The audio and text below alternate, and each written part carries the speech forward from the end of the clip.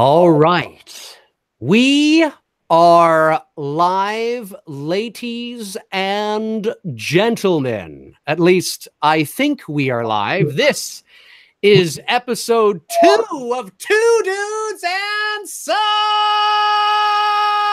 Bullshit. Good grief, man. You need to be a ring announcer for MMA. Well, you know, it's yeah, you'd think I was into voiceover or something. Hey folks, how you doing? Dave McCray here. Welcome to Two Dudes and Some Bullshit. I am here with Tony Michael. Tony, how you doing today? I'm doing good. How you doing? Tony two-time. Tony two times. Yeah, that's an inside joke, folks. We'll have to tell them that at some point. What exactly that is. Let me just make sure that we're all live here. Yeah, we are live. Cool stuff. Okay, I'm just maneuvering everything around. So, say we've got 47 people watching right now, which is always good.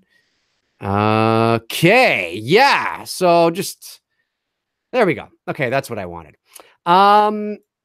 Okay, Tony, good to see you, my friend. The date today is Sunday, November the 11th, 2018, 7:03 p.m. Eastern Standard Time, and it's Remembrance Day here in Canada, and it's Veterans Day down where you are in the States. Isn't that right, Tony? That's right. I'm glad we brought that up because I just wanted to quickly say before we get into the show tonight, thank you to all the servicemen and women who serve this country. Without you guys, man, we wouldn't be here. So thank you very much. Absolutely, 100%. Yeah, no, same here. We call it Remembrance Day up here, and but it's the same kind of day. We have all the ceremonies and all that kind of jazz, and certainly, obviously, it's a day that I know that in Canada, it's not, at least here in Ontario, it's not a holiday, and I know that they've wanted to make it a holiday right across the country. And I'm actually against that because I think that if you make it a holiday in time, people will forget what the day is really all about. And I think it's important that I know that if it was a holiday and you had the day off work, it would be easier for you to go down to the ceremonies and to, you know, the festivities and all that kind of stuff revolving around that. But at the same time, you're also likely, as the years go by, you might sleep in and go, I'll do it next year. And you kind of miss the whole point. So I've always been against making Remembrance Day here in Canada a statutory national holiday because I think we would eventually lose its true meaning. But that's just me. So yeah, somebody said there, how cold is it in Toronto right now? Jonathan Nichols, not as cold as you would think. It's chilly. It's chilly. But if you want to think of weather in Canada, think of the Midwest of the United States. We're a 4-season country. We get cold winters and hot summers. So there you go. So it's November right now. It's a little chilly outside, but nothing major. No snow yet. Anyway, yeah, so today, Tony and I are going to be talking nostalgia. Isn't that right, Tony? I'm really excited about this because you and I are literally the same age. Literally. Like 5 days apart. 5 days apart, born 79, raised in the 80s. We're 80s brats or 80s kids. We're like, are we at the tail end of Generation Z or Generation X? Or we are. That? Yeah. I think that's how it works, right? Yeah, the baby boomers. Yeah. The baby boomers go from, 45 or whatever it is, 44, 45 to about 65, somewhere around there. And then Generation X, depending on, I mean, it's give or take a year or two, but it goes from about 65 to 66, somewhere in there, to I think about 82 or 83. And then you hit your millennials around 84, 85. And they go to, I think, 2001 or 2 or something like that. So you and I are on the tail end of Gen X. Tail end of Gen X, but unfortunately at the prime of when disco ruled the world. That's right.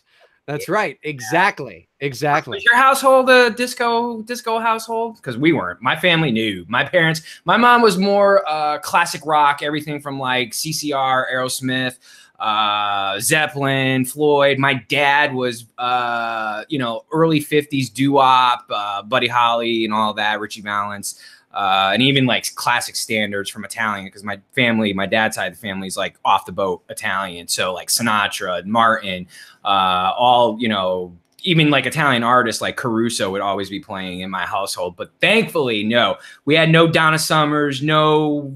That's actually the only disco artist I know is Donna Summers. And that's only because of that 70s show. I only know it because of that show. I don't know any disco music. I can't say that my household was a big disco household. I'm sure that they, no, I don't think we were. My father was very into, the 50s and the 60s music, which carried over into the not really, but you know, he liked some 70s music too. Nothing disco. I mean, there's your staples like, you know, the Bee Gees and, you know, certain things like that, but nothing major. I mean, there's a lot. People often forget that the 70s has that disco sort of stereotype to it, but there's a lot of other types of music to come out of the 70s that is great shit. So I can't. You've gotta share with everybody though the coolest thing your dad, like, I don't even want to ruin it because it's his moment. You gotta share who your dad met in music. Yeah.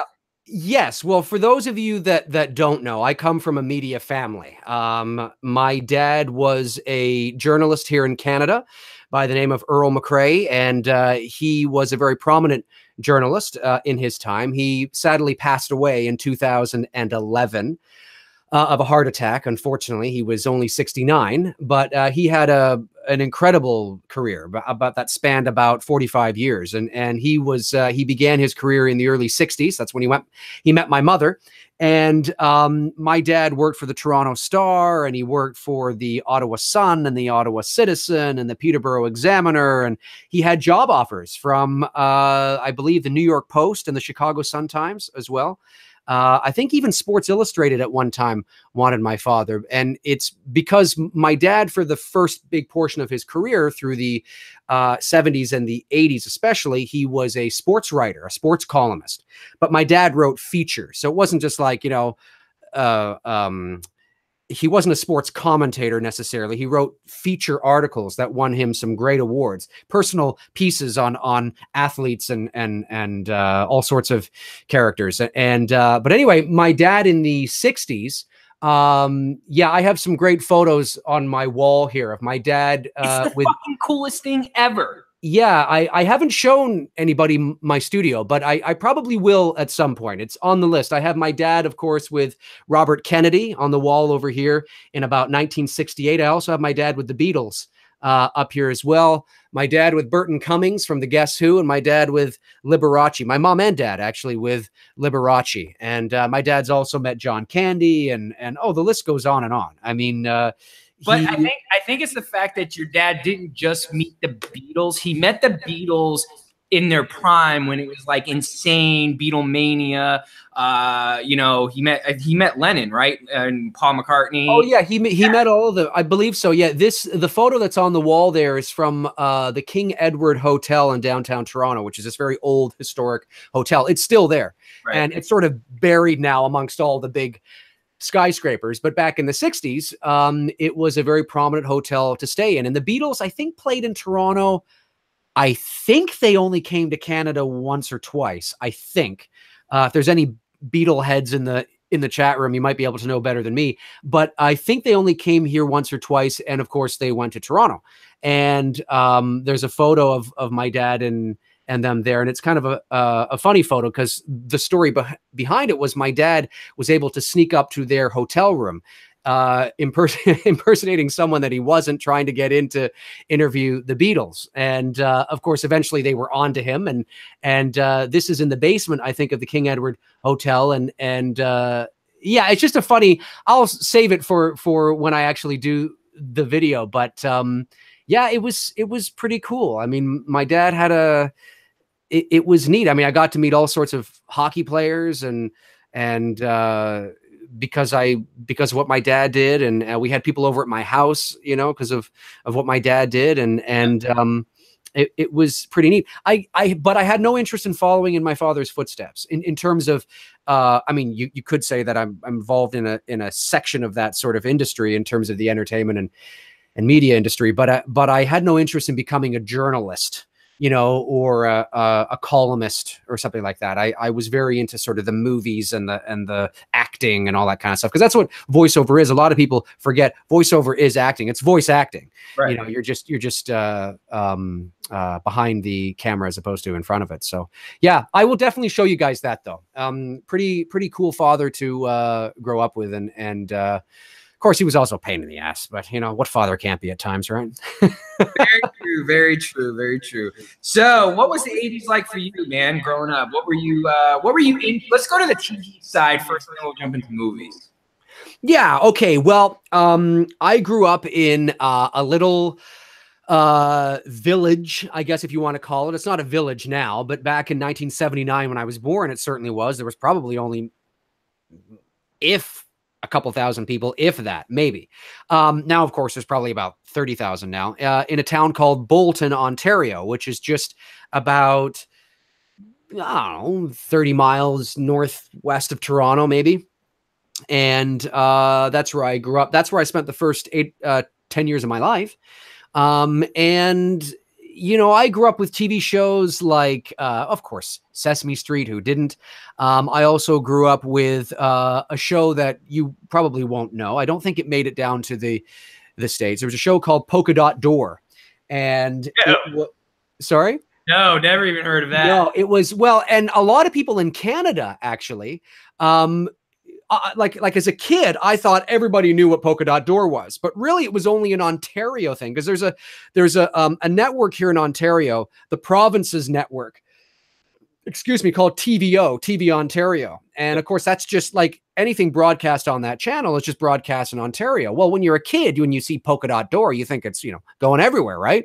So even with my cousins that live out in BC and Alberta, I would talk to them about it, later in life. They'd be like, Polkadot Door, what the fuck is that? I mean, what do you mean what a Polkadot Door is? Pokeroo, Humpty Dumpty, what are you talking about? Right. And they're like, I don't even know what that is. And then, of course, I'm like, oh, yeah, Anyway, so that was kind of a funny show where you had real live action actors talking. They had little puppets and things like that. And it's a learning kind of show. And there was this crazy giraffe type character called the Pokeroo, and he would only appear when there was usually a female a host and a male host. And whenever the male host was not there, because he had to excuse himself for some reason, that's when Pokeroo would show up. And you knew it was the male host in the costume. And then, of course, when Pokeroo would leave, he would come back and, the gag was Pokeroo was here and I missed him again. God, and of course, as you got older, you're like, oh, fuck off. I know it's you. I know it's you. Did today's special make it down to the States? I know it did, but I don't know if you I know today's special made it to the States, but I don't know if you watched it at all. But today's special was one that I watched. I think it went to Nickelodeon in the States. It's a Canadian show shot in Toronto, same kind of thing, puppets, things like that. It's all about a toy department at night in a department store in Toronto, and this mannequin named Jeff comes to life. But whenever he drops his hat or his hat comes off his head, he becomes a mannequin again. And you have to put the hat back on his head and say the magic words, hocus pocus, alamagokus. And he comes back to life. And, I don't know if anybody remembers that in the chat room, but it was a Canadian show that was actually quite popular in the States as well. But so there's those kind of staples when I was quite young. And then, of course, as I got older, when I was about 6 or 7 or 8, I got into, I guess about 5 or so, got into He-Man and the Masters of the Universe. And I was into He-Man, and He-Man dominated my life for probably from 1984 to 87. It was nothing but He-Man and the Masters of the Universe. And I would come home from school at 3:30 in the afternoon, and I would watch He-Man. And I had all the toys. I had Castle Grayskull, and I had Snake Mountain, and I had, everything you can possibly imagine. I had it. I dressed up as He-Man one year. I dressed up as Skeletor one year for Halloween. I mean, obviously not just in general.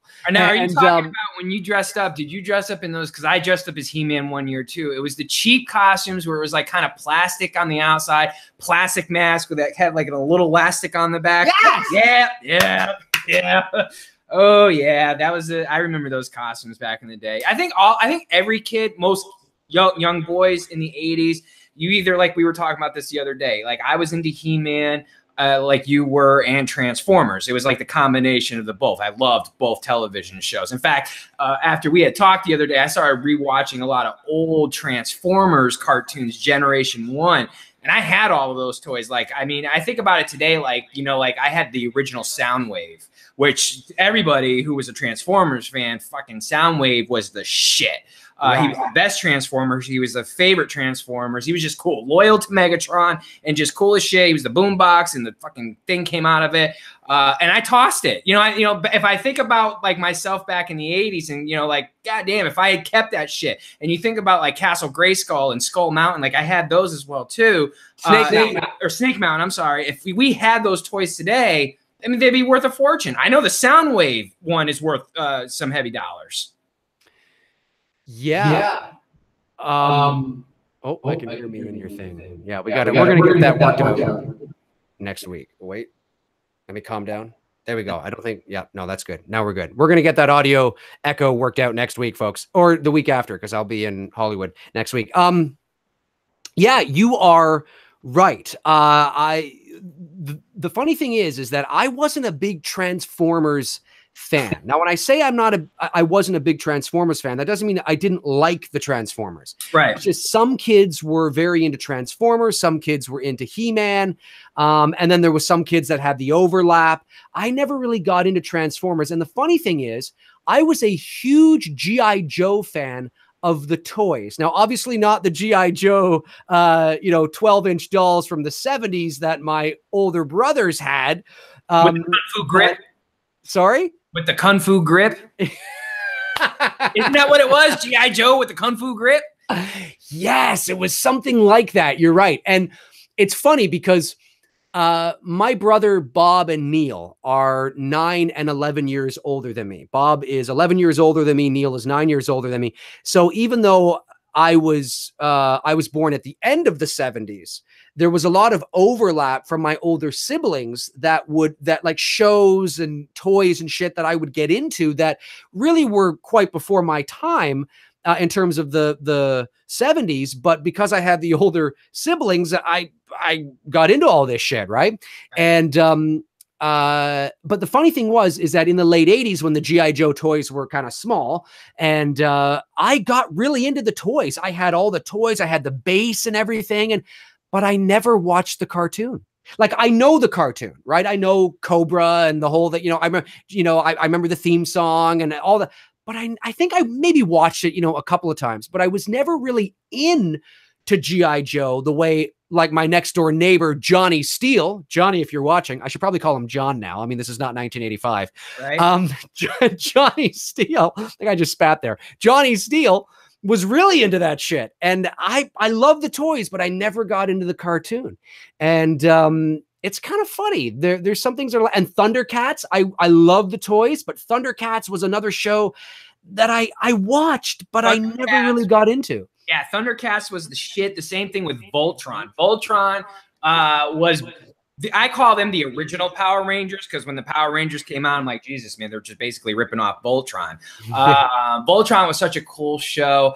I was the same way with you. I wasn't into G.I. Joe. I didn't even get into the toys or anything like that. The only toy collecting I got into was Transformers and He-Man, and then some like 80 novelties toys, I was trying to think, like Light Bright. I remember me and my sister playing that as young kids, was the Light Bright games. And oh my God, what was the game that you would, I almost said Hungry Hippos, but not Hungry Hippos. Sorry. We played, for whatever reason, we played Sorry all Wait. The game, Sorry. So the American version was Sorry. Right. But the Canadian version was Sorry. No, I'm just kidding. It's like a boot and about and a boot. About a boot. By the way, nobody in this country, for those who are watching, nobody says oot and a boot. That is one of the most frustrating stereotypes I have ever. Oh my God. It makes us sound like we're 8 bricks shy of load. I'm just a boot time, eh? Like, oh my God, it doesn't sound like that up here. Funny though, just a quick side note. When I was at the 40th anniversary Halloween convention a couple of weeks ago, 3 weeks ago, I guess now, I went up to, oh geez, what's the name of the vendor that makes all those t-shirts and shit? Oh shit, not Fright Rags. That's it. Yes, okay. Fright Rags. So I'm at the desk there because I wanted to buy a hoodie and some shit. And I guess I didn't even realize it, but my Canadianism must have come out because I'm there and I think I tried to fold something. You know, I was looking at the t-shirts and I folded something back, but I didn't fold it all, all that well. So I said, "Oh, I'm sorry," to the guy. And the guy's like, "You're Canadian, aren't you?" And I said, "Yeah, I am. How'd you know that?" And he goes, "I'm Canadian too. It's the way you said sorry." And I said, "Oh," I said, "Where are you from?" He's like, I think he said he was from Ottawa, I think, which of course is where I grew up and where I went to high school and all that shit. So we had a good conversation, but it's true. Yeah. And this is, I mean, it's not, you don't paint everything with one brush, but by and large, yeah, we do tend to say sorry as opposed to sorry. So, but as a voice actor, I've learned to sort of grab on to the more American isms in terms of that, because when I'm dealing with American clients or I'm doing American TV ads or movie trailers or whatever it is, I tend to have to watch my abouts. And like up here, we say organization. Down there, you guys say organization. But again, I mean, it's not an absolute. I mean, there are some overlap, but anyway, that's a side note. But yeah. Continue with sorry. Sorry. Yeah, I'm trying to think what other games we were playing. Because like when I was growing up, for those who don't know, I was born in Connecticut, raised in Connecticut, pretty much in the North New England area. Yeah, go Pats. Even though we got our asses kicked today. It was a rough weekend for me in football. Florida State, I'm a huge Seminole fan. They got their asses kicked yesterday. The Patriots lost today. So, yeah, it's just football for me this weekend is. The thing of it was, and trying to, remember the shit growing up as kids, I don't remember each week sitting down every week watching Voltron and Thundercats and He-Man and all these cartoon shows on a consistent basis. Because a lot of times I would be also outside doing stuff with my friends, whether it's playing ball, bike riding, getting into trouble, whatever. Because, it was just a different time back then. You could go out and do whatever you want and you didn't have to worry about anything, riding your big wheels or whatever, around the neighborhood and stuff like that. I think the first actual television show that I recall never missing and just sitting down and watching was Airwolf. Airwolf to me, that was like, oh my God, this was like the greatest thing ever. And it was that first, as a young kid, kind of maturing from like cartoons to like live action shows. And I just remember being at my father's because my parents divorced when I was really young. And on the weekends, I'd be at my dad's and like 8 o'clock Saturday night, man, it'd be Airwolf, I wasn't as big into Knight Rider, but I watched it because I wanted to stay up till 9 o'clock to just get past the 8 o'clock bedtime, right? While my brother and sister are going to bed, I get to stay up 1 extra hour and watch Airwolf and Knight Rider. But Airwolf was like a huge part of my childhood. I remember just going around the house and just singing the melody to the theme song, dun, dun, dun, dun, dun, dun, dun, dun, dun, dun, dun, like over and over and over. I mean, I swear to God, I must have annoyed my poor father. Oh my God, my poor dad to this day. He's like, "Oh, I remember you just singing that damn song over and over and over again." But again, as an 80s kid, this was this was epic. And I wish that they would somewhat kind of go back to those types of television shows. Yeah, I know what you're saying. It's and someone even mentioned Street Hawk. Yeah, Street Hawk was a part of that Airwolf, Knight Rider, 18. I don't think they were all on the same night, but I know they were all part of the same network or different. Or I think they were all on the same network. Someone have to check me on that. Yeah. For me, outside of the cartoons, and by the way, I just want to say that I think to this day, Skeletor is one of the greatest villains of all time. I just think like when I think of the potential now, of course, there's that 1980, I think it was 87, the Masters of the Universe movie with Dolph Lundgren and Frank Langella. Of course, as a kid, you love that shit. I even have it on DVD, but obviously it's a far cry away from what the actual cartoon was. But if they could really, and I know that a Masters of the Universe movie has been in the works, it's sort of in development right now and has been for a few years, but if they could really nail that universe and those characters, it is rich. And I mean, it's so easy to fuck up though. Like that's the kind of thing, it's so easy to make that kind of a movie and fuck it up. But if you were to make a Masters of the Universe movie and it was an amazing, Skeletor has the potential to be just a really cool, awesome villain. Yeah, you know I've said the same thing about if you were to take Airwolf, Knight Rider, and Street Hawk. I don't know if you remember Street Hawk. I don't remember Street Hawk. No. It's on the motorcycle. It falls in line with this, you know, that type of theme. Like the, you know, Knight Rider had the car, Airwolf was the helicopter. Right. Okay. It has that type of style of a television show. I always said that if you put those IPs into the right hands, you could actually create a really good cinematic universe today.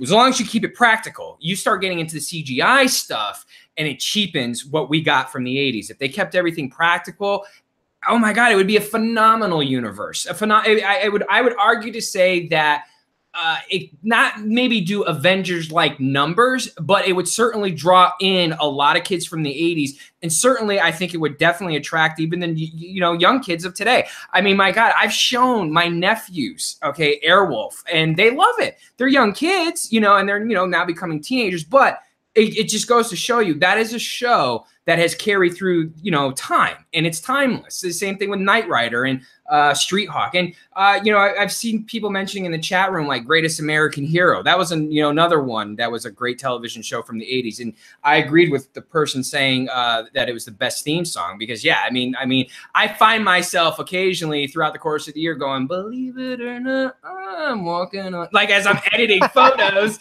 and shit, you know what I mean? Like, but that's the thing. Like, I mean, you know, that's why whenever I've gotten into debates with people that the 80s really was between movies and television was just iconic. You know, you have an iconic theme song like the, you know, the Greatest American Hero theme song, but that wasn't it. You know, Perfect Strangers had a great theme song to it. Full House had a great theme song to it. You know, that was identifiable. What else that, you know, that people could remember? A lot of them did. A lot of them did. Like, I mean, the 80s is a great, especially for television too. Yes, because not that the 90s didn't have some good TV, it did, but the 80s was sort of the peak for television.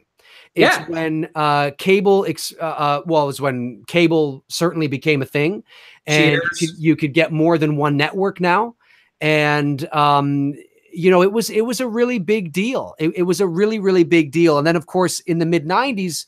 The 90s were still big for TV as well, but of course, once you go into the 2000s, things start to change because of the internet and how we consume media. But yeah, for me, outside of the cartoons, I would have to say, and there's other cartoons. I mean, I can't think of them right now, and I mean, I was a huge fan of the Ninja Turtles, but I didn't get into the Ninja Turtles, even though the Ninja Turtles, I think, began in 1987, I think.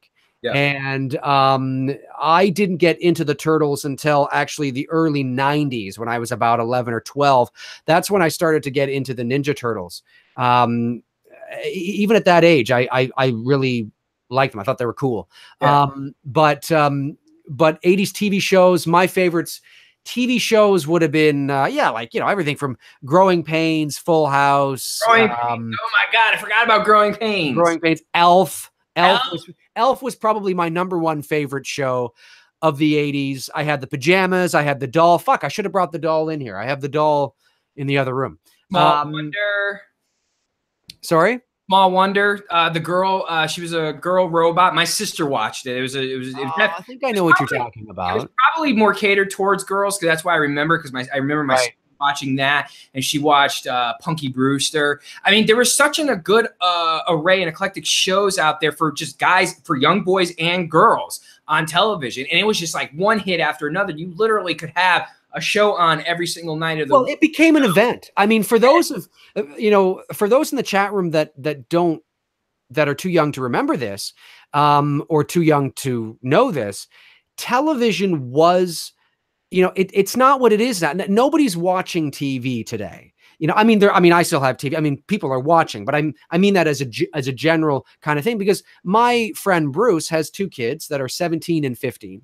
And I will often ask him, do they watch TV? He's like, no, they don't watch TV. They don't give a fuck about TV. Like, they don't care about TV. They don't care about TV. They're always on their phones. They're consuming their media through other sources. The way we consume media has changed. And people often forget. And this was, it was in the 90s too. Sure. Right. But certainly in the 80s, it was an event.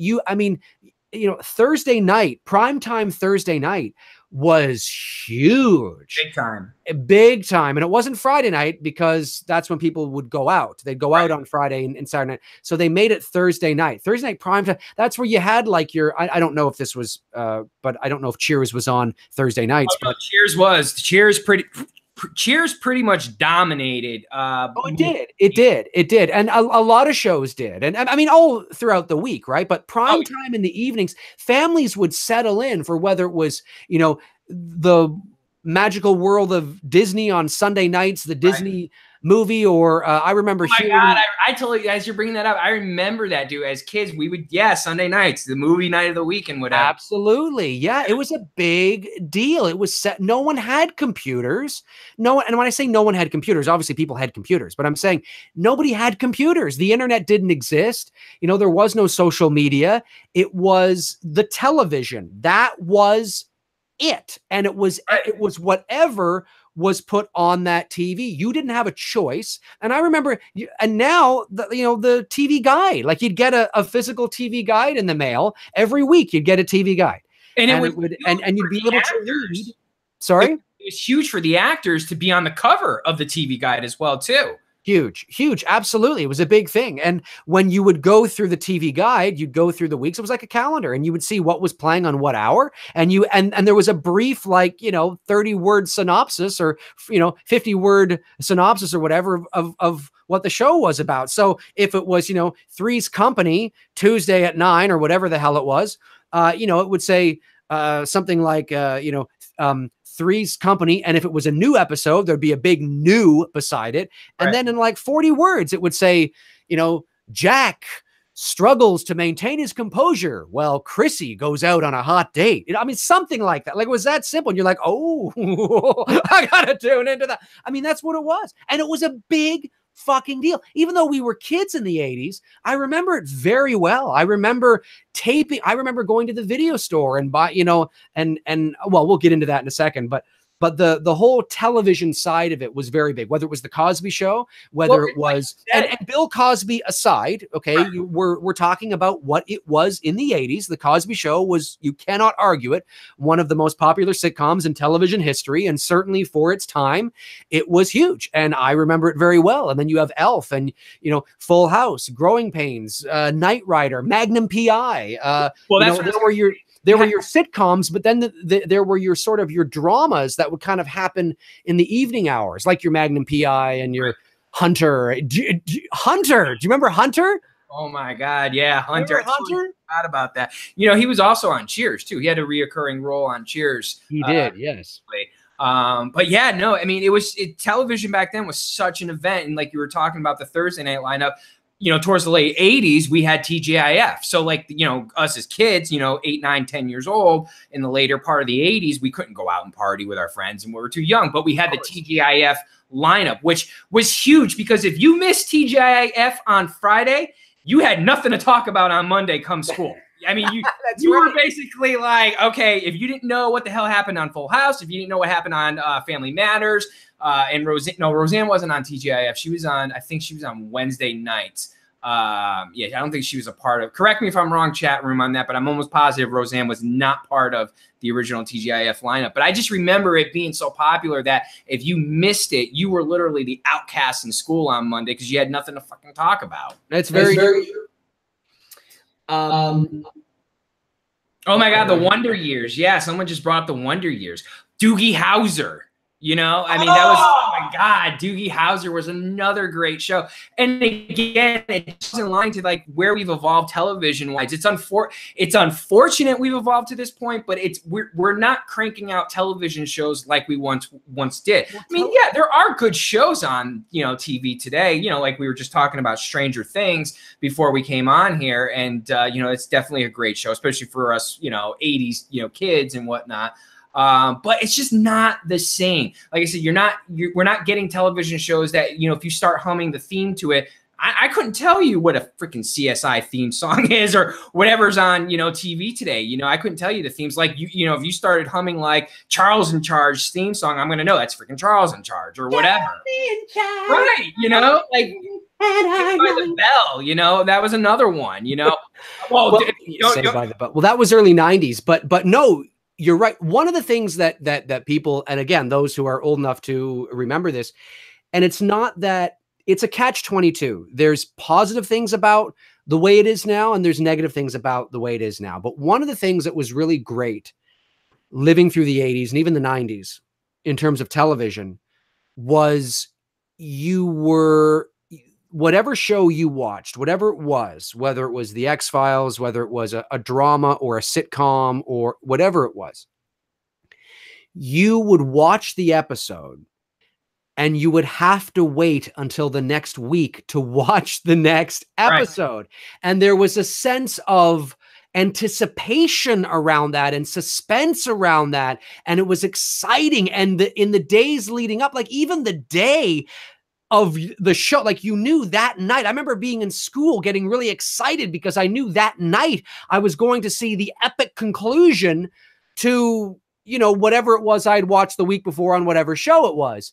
And now, of course, we can, what is commonly referred to as binge watch now, right? Because everything is streamed. It's right there. They upload everything all in one chunk. Although I have heard that Netflix, now, again, this is not set in stone. I've heard this, that Netflix has played around with the idea of actually not doing that, uploading a couple of episodes at a time to sort of, you know, extend it out over the course of a certain amount of time. Obviously, you know, there's probably a financial gain to that. You can use more marketing and get more advertising, and there's a whole other thing around that. I'm sure it's not just because they care about us, right. But there was a sense of real fun anticipation around being able to watch a show, and then you would have to wait until the next week to see what happens. Whereas now the only time that you get that is if you watch all 8 or 10 episodes of whatever show you're binge watching, and then that 8th or 10th episode happens to end on a cliffhanger. So now you're like, oh, fuck, now I've got to wait till next spring to see what happens. That's the only time. But what you're feeling, those of you who are too young to, you know, remember this, what you feel at the end of your binge watch is what we felt every single week. You know what I mean? But of course, the payoff was not as long because we knew that we would get to see what happened a week later. And there's something really kind of fun about that, which is not around anymore, of course, because of streaming. No, and you know, we can't not talk about this because of the pop culture impact that the show had. And even though it came out in October of '89, but was really considered a '90s show. And for those of you who are too young to remember this, Beverly Hills 90210. The impact that show had. I remember going to the mall, and I was telling this story to Dave with my sister. Who went to go meet 2 of the actors from 90210. I think Brian Austin Green and Ian Ziering from the show. And she got to meet them and whatnot. I'm not even kidding you. When I say the mall was packed, it was like Beatles mania hysteria for young girls, okay? Young girls about my sister's age, you know, 11 to 12, 13 years old. And I'm talking easily 10 to 20,000 teenage girls screaming in a mall for 2 actors who play on a television show. You've never seen that ever since. And, you know, I don't think we'll ever see that again. You know, we'll never see that type of hysteria. And I'm talking now, when I say 90210, I'm talking the very beginning, when the show first came out in the first like season or 2, when it was really at its peak. I know the show went on for like 10 years and whatnot, and it, you know, dropped off the map really quickly. But at the beginning, man, the height of that, it was absolutely insane, and it was nothing you saw on television. You know, I mean, and it's funny because of the controversial topics that this show would talk about. It's so, you know, it's so green, you know, in comparison to juxtaposed to what is basically kids are talking about today and seeing today on not just on television, but even on YouTube and whatnot. Absolutely. Yeah, no, you're bang on. I remember, of course, Beverly Hills 90210 was a predominantly, was like I the mean, crescendo of our childhood. It really was. It was like that. yeah, and it well, especially for the teenagers, yes. Because I mean, it is, you know, it's a soap opera. It's a teenage soap opera. Obviously, that's predominantly targeted to females. Right. And I didn't watch. I mean, I remember seeing it on TV, and I remember, you know, I know all the not know all the characters, but I know what they look like. And of course, Jason Priestley's Canadian. Jason Priestley's Canadian. He is Canadian, and but it's funny because I do remember the hysteria. I remember it being very popular, and it was a big deal. You couldn't have been alive in the early 90s and not known about 90210. Yeah, I mean, like I said, my sister had all the posters of Luke Perry and Jason Priestley on her wall. She got to meet two of the actors, and I just remember that day. I thought, like, okay, we're just gonna go meet and greet, you know, whatever, and there's gonna be a handful of people there. No, I wasn't expecting to see 10 to 20,000 screaming girls at a mall autograph signing for two dudes on a television show. I mean, right. It was insane. And you know, there's a part of it that it's cool to have been a part of that pop culture when it was happening and when it was going on. And I do think it really kind of hit that crescendo for us, because really after 90210, and that's when I felt television began to change. I mean, yeah, you had some hit shows come out in the later part of the 90s and the CW and stuff like that, but it was nothing like what we got in the 80s. And I think 90210 was the beginning of that turn. Yes, but I agree with what you're saying, but I can tell you almost exactly, this is my opinion, of course, but I can tell you almost exactly what changed television and the moment that it, like, it wasn't, well, there wasn't really a moment, but it was sort of like, well, there kind of was a moment. It was okay. In the summer of 2000, I was back from my first year of college, and I had a summer job at a radio station in Ottawa at the Team 1200. It's a sports station that my dad helped me get sort of no, I guess it wasn't an internship because I was paid, but you know, he helped me get the job there for the summer. Yeah. And I remember towards the tail end of the summer. Now I know in the States, the kiddies go back to school in August, right? I think it is. Depends on the state. Like down here in Georgia, they go back to August. Up in the Northeast, where I'm from in Connecticut, they go back after Labor Day in September. So okay, well that's the region of where you live, right? Okay, well for us here in Canada, at least I think it's like this across the country. It's the Tuesday after Labor Day.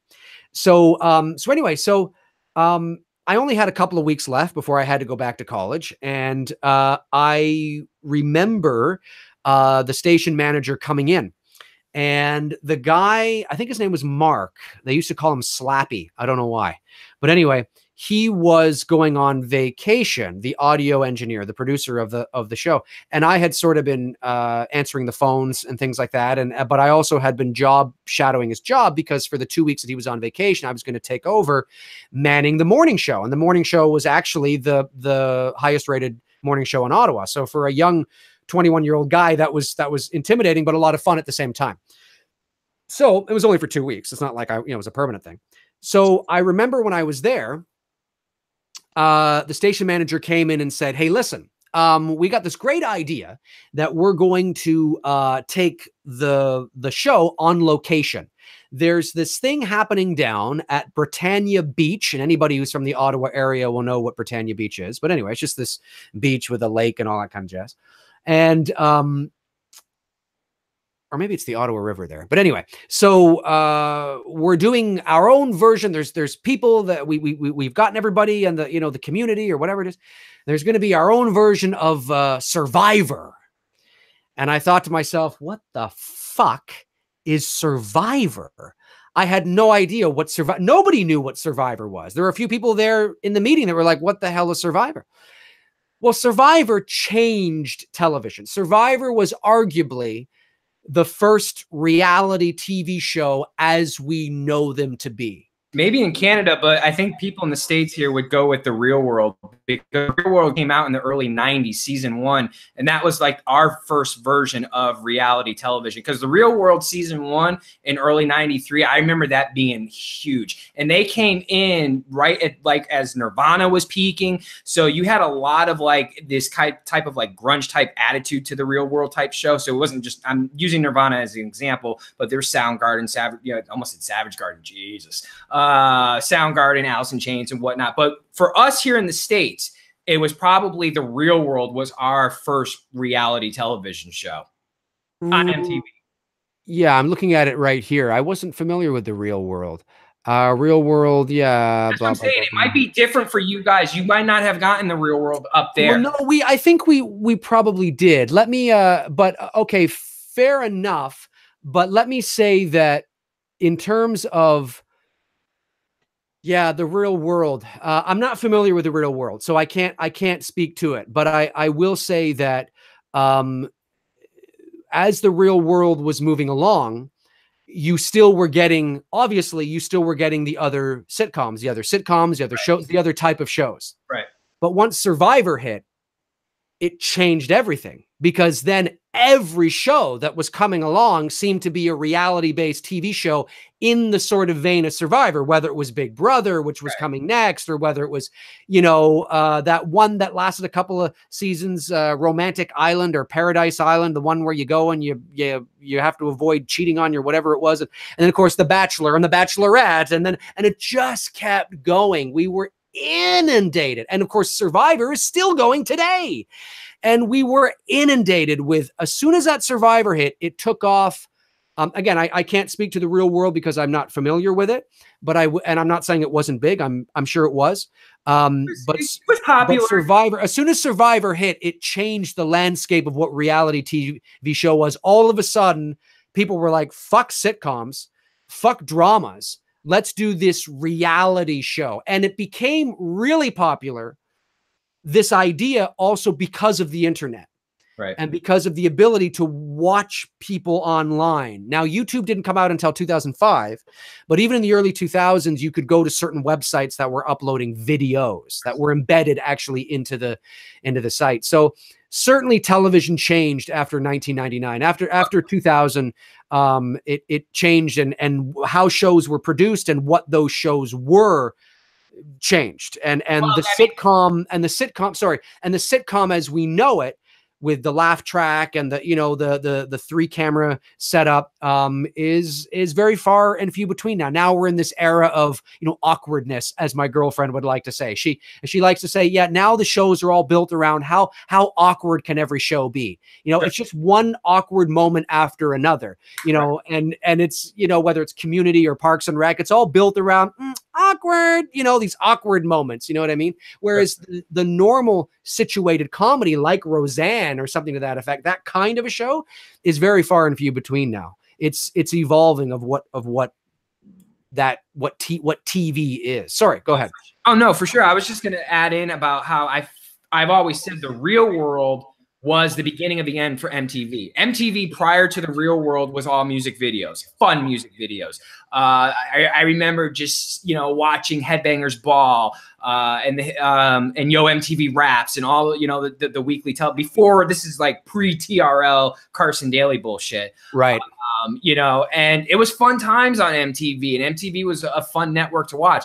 The moment The Real World hit, that's when they realized, like, oh, okay, now we got to go into this reality television thing. And I felt that really hurt them, even though I know there's an audience out there who likes The Real World. They liked Road Rules, which was another show. The only show I can say that I actually watched off of MTV that I somewhat enjoyed, and it's because of the skateboarding connection, was Jackass and Viva La Bam. Because Bam Margera is he's a big time skater. He's big here in the States anyways. And I knew of them prior to even like a lot of these underground skateboarding videos that Bam Margera was doing. So I had known about that pre-MTV. And then when he came on and did his show on MTV, that show was okay. But, you know, the early 80s of MTV and, you know, sitting at home with your friends on a Friday night, you know, flipping back and forth to your TGIF lineup and then going to, you know, watching later in the evening Headbangers Ball and watching all the music videos and whatnot. I mean, it really was, that was like us basically hanging out and watching YouTube till the wee hours of the morning. Right. Today, but it's just, I don't think it's the same. It's like the, you know, the stories that I've shared with people when they're like, I can't believe it took you 4 years to watch the original Halloween since you first saw it back in '89, and took me till 1993 to watch it. And that's because nobody carried the original Halloween in my local town at the video rental stores, and I couldn't get access to it, you know. And it's hard for young kids today to fathom that, because everything is like, I can turn on Halloween right now on my phone and I'm, you know, off and running. Where back in the 80s, we didn't have access to it. And I think there's a charm to that I do miss. I love social media. I think it's great. I think what we've evolved to is fantastic. But there's a part of that I do kind of miss that charm of, you know, what we only had access to back in the day. Yes. And I agree with you. I absolutely do. There's so many things, like somebody just mentioned in the chat here about Home Improvement. And it's like, oh yeah, Home Improvement. I mean, that was huge. Seinfeld was huge. And that's what I mean by in the 90s. Sorry? Friends at the very beginning when it first came out, mid-90s, you know? Yeah, that's what I mean. Like, even though there was The Real World, which came in the 90s, they were still making an abundance of that situated type comedy. Those were the TV shows that people were really watching, whether it was Seinfeld or Home Improvement or Friends or King of Queens or, you know, Everybody Loves Raymond or, you know, whatever it was. But once Survivor hit, it was like all those other shows were just waiting to end, and the networks were waiting for them to end so we could do a show about somebody's life, so people can just watch somebody's life. You know what I mean? Or these, well, like I said, so it was that the 2000s, the landscape completely changed of what a television show was. Yeah. And now, of course, everything is going online or is online, has been for quite some time. But no, that's a great point about and I think Halloween and a good segue. Yeah. Into, I do want to mention really quickly, because I saw a lot of people chatting about it, and I think it is an honorable mention, because I know maybe in Canada it might not have been the same. A lot of people were talking about World Wrestling Federation, WWF. Oh, it was huge here. And I was really into WWF Saturday Night Live. Or was it Saturday? Yeah, I think it was Saturday Night Event. Saturday Night Event, I think is what it was called. And I remember watching that as a kid, and all like the popular wrestlers, Hulk Hogan, Ricky Steamboat, Macho Man, Andre. Wrestling, that was about my peak interest in that, you know, the 80s, somewhat of the early 90s. I watched a little bit of the Attitude Era, but not like I did as a kid in the 80s. And when I was a kid in the 80s, man, wrestling, it was just fun. It was a lot of fun. So yeah, I wanted to, you know, quickly mention that, because I saw there was a little conversation going on in the chat room, and people were talking about, you know, WWF. And it was, if you were a dude from the 80s, you had your little wrestling. I had them anyways. I had the little wrestling action figures in the ring. It's funny because they were literally posed like this. You couldn't move their fucking arms or anything, and you'd sit there and, you know, do all of the moves and shit or whatever, but you couldn't move their arms or nothing. So, yeah.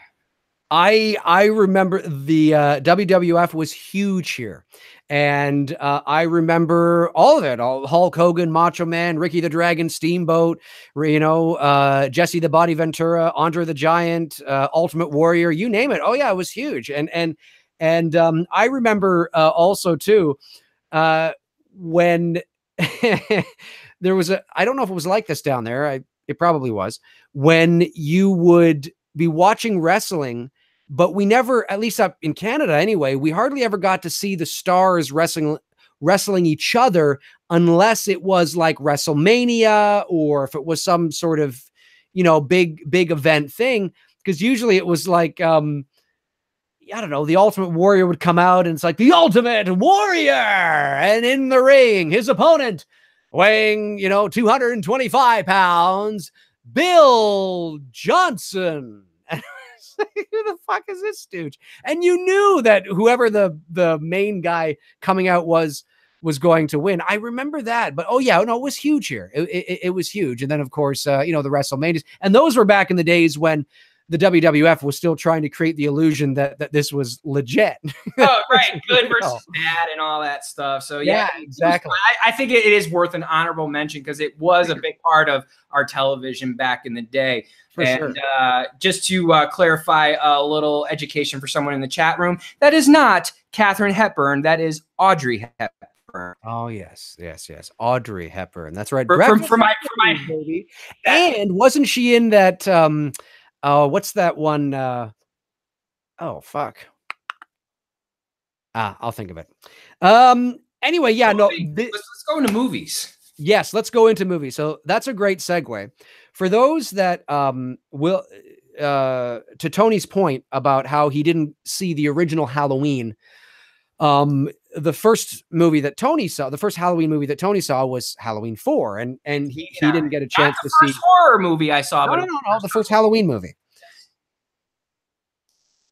And you said that obviously that's your favorite. You acknowledge that it's not the bet, that's your favorite. It's very much like how I will always say my favorite Indiana Jones movie is Indiana Jones and the Temple of Doom. That's my favorite. And the reason it's my favorite is because I think it's because it's the most different out of the original 3, but it's also because it's just crazy. It's like one big epic thing after another. And if he really was a globe-trotting archaeologist, he's going to get himself into all different kinds of different scenarios and situations and women and artifacts and all that kind of stuff. And I just love the adventure aspect of Indiana Jones and the Temple of Doom. However, if you're looking at it objectively, what is the best Indiana Jones movie, in my opinion? Well, that belongs to the first one, Raiders of the Lost Ark. It's just such a perfect accumulation of everything of what that kind of a movie is supposed to be. The swashbuckling B-movie serials of the 1930s and 40s. Like, it's the perfect example of what that is supposed to be. And it's just a great movie. It's a great film. And, but Temple is my favorite. So, but we'll talk about that in a second. But to Tony's point about how he didn't get to see the original Halloween till 4 years later, but people have to understand that the original Halloween in the 80s and in the early 90s, you also have to remember this too. Michael Myers, okay? For those of you that are old enough to remember this, I'm telling you, Michael Myers was not a big deal in the 80s. No, I'm not saying he didn't exist, and it's not that people didn't know who he was, but Jason and Freddy dominated that decade. They ruled the 80s. They ruled the 80s. You remember there was Halloween 2 with Michael Myers in 1981. Then there was Halloween 3, which had nothing to do with Myers, in 82, which was a box office and critical failure.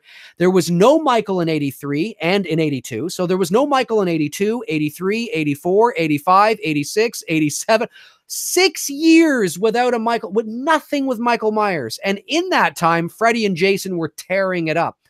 So that's why it wasn't uncommon for you to talk about Michael Myers or dress up as, put a white mask on and people think you were Jason. So to get a copy of the original Halloween on VHS was next to impossible. It just was so difficult to get.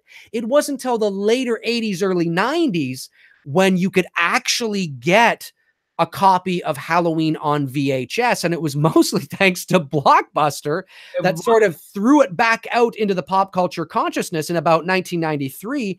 And this is what you would get. That's it. Blockbuster presents. Exactly. That was exactly it. Because in 1989, when I first saw Halloween 4, I fell in love with it. I was like, oh my God, this is absolutely amazing. It was the greatest thing since sliced bread as a 10-year-old kid watching this film. And I borrowed my friend's VHS cassette and literally played this movie on repeat over and over and over. And then I think when we saw it, it was pre-Halloween 5. Halloween 5 had not come out yet. It was on the horizon. So all I had available initially before Halloween 5 came out was Halloween 2, Halloween 3, and 4. Then eventually when Halloween 5 came out, and that was it. That's all I could rent from my local video store. And it was great because Back in the day, you know, and if anyone is my age, if you lived near a local video rental place like we did, which was on the borderline between Massachusetts and Connecticut, so it was cool. We always thought like we were the cool kids walking from Connecticut to Massachusetts to go rent videos and whatnot. That's awesome. Yeah. So, but I would always go, I'd make a beeline straight for the horror section. I'd always pick out something new or like that was suggested by the owner of the store who I became kind of friends with and would help him like rewind tapes and stock tapes. And he would always give me like a free rental if I would stock his tapes for him and stuff like that and whatever. So he was a cool dude. And, but Beeline, yeah, I would get Halloween 2 or 3 or whatever was available, 4 or 5. But it was 4 years until 1993 when I was finally able to sit and watch the original Halloween and appreciate what everybody had already seen and saw. And yeah, I've always acknowledged the fact that the original film by far is the superior film of the entire franchise. But you have to understand when you're seeing something for the first time as a 10-year-old kid, first of all, at 10, you're old enough to, you know, recall things. So you know what's going on. You're not little anymore. So I'm being introduced to this whole new franchise. And like I said, it was the greatest thing. So for the sentimental reasons alone, Halloween 4 will always be my personal favorite of the franchise. And it's why you see me like on Instagram stories, I'll like take, you know, selfies with me wearing a new Halloween 4 t-shirt. Cause I think predominantly out of the 22 Halloween shirts that I own, most of them are Halloween 4 references. I have a few that are the original, but it's hard to escape that. Like, you know, it's like when I know the fanboys and I get it, you know, that they try to go like, how can you say that? You're not a true fan and all this stuff like, but you got to understand what you're trying to have me do is rewrite my own personal history and the sentimental fondness that I have of Halloween 4. And I can't do that, because it takes me right back to my childhood. And like Dave was just saying here, Michael Myers, and he was nobody. Nobody talked about him in the 80s and early 90s. Everything was Freddy and Jason. And even now, like we were talking about this, not to get, you know, back onto Halloween 2018, but this is the most I have ever seen people cosplaying as Michael Myers. I don't know for you if it was the same way. What I've seen online, what I've seen at events, and I think it's great. I think it's great that Michael's getting his due. But you never saw this, okay? I mean, we were definitely in the elite group that if I had someone to talk to about Halloween in my neighborhood, it was the best thing because it might have been just that one other person.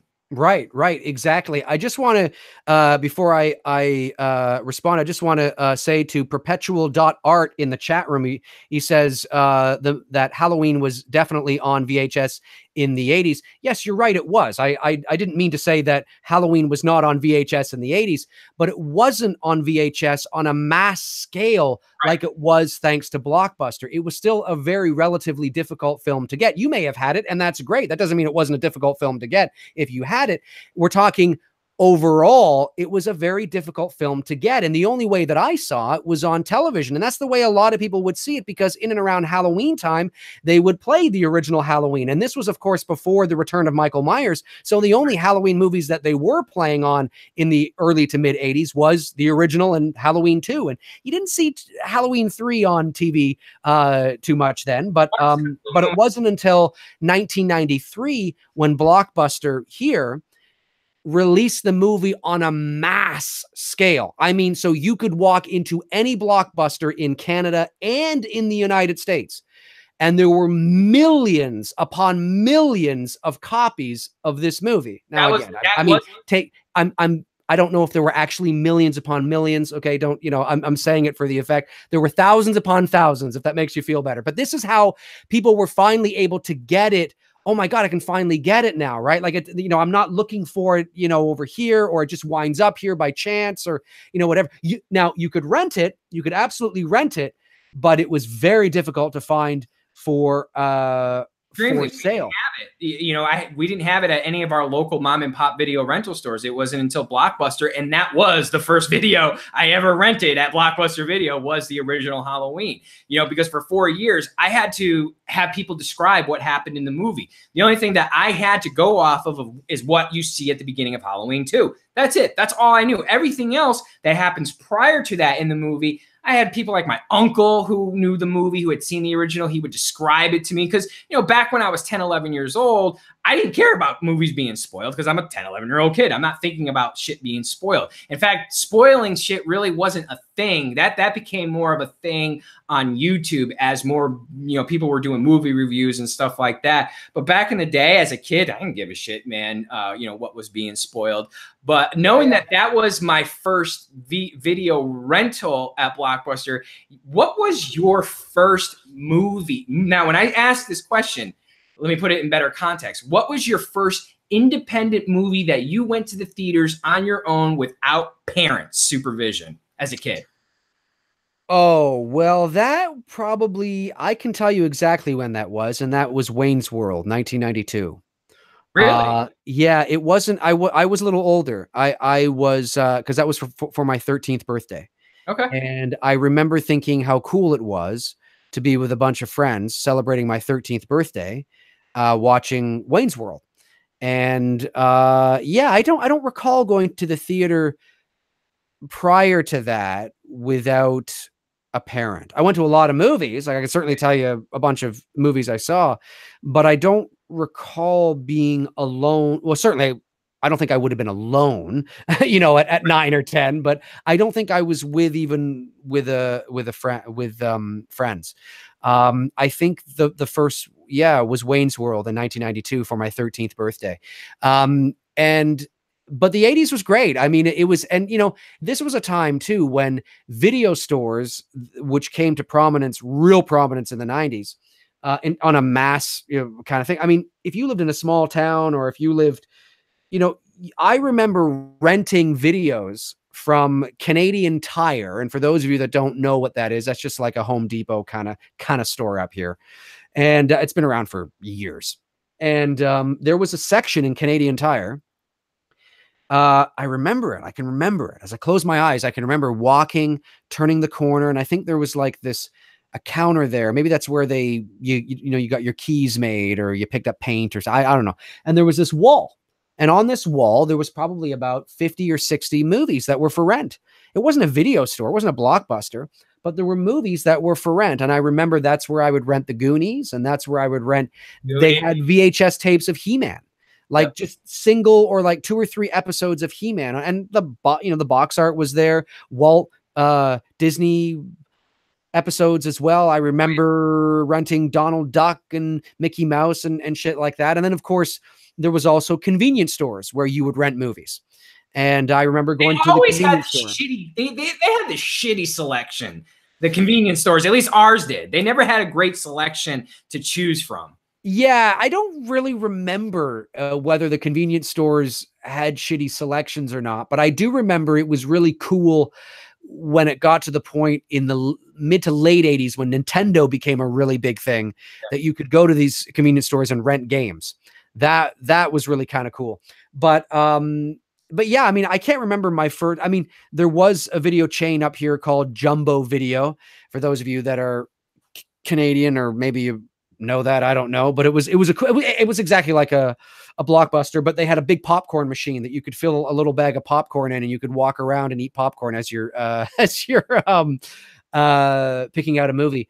And we had Blockbuster up here as well, and we also had Rogers Video, and those were sort of big chain video stores. But yeah, I'm trying to think of what my first rental would have been. It probably would have been in the early, probably something like a He-Man episode, or maybe The Goonies, 1985, maybe.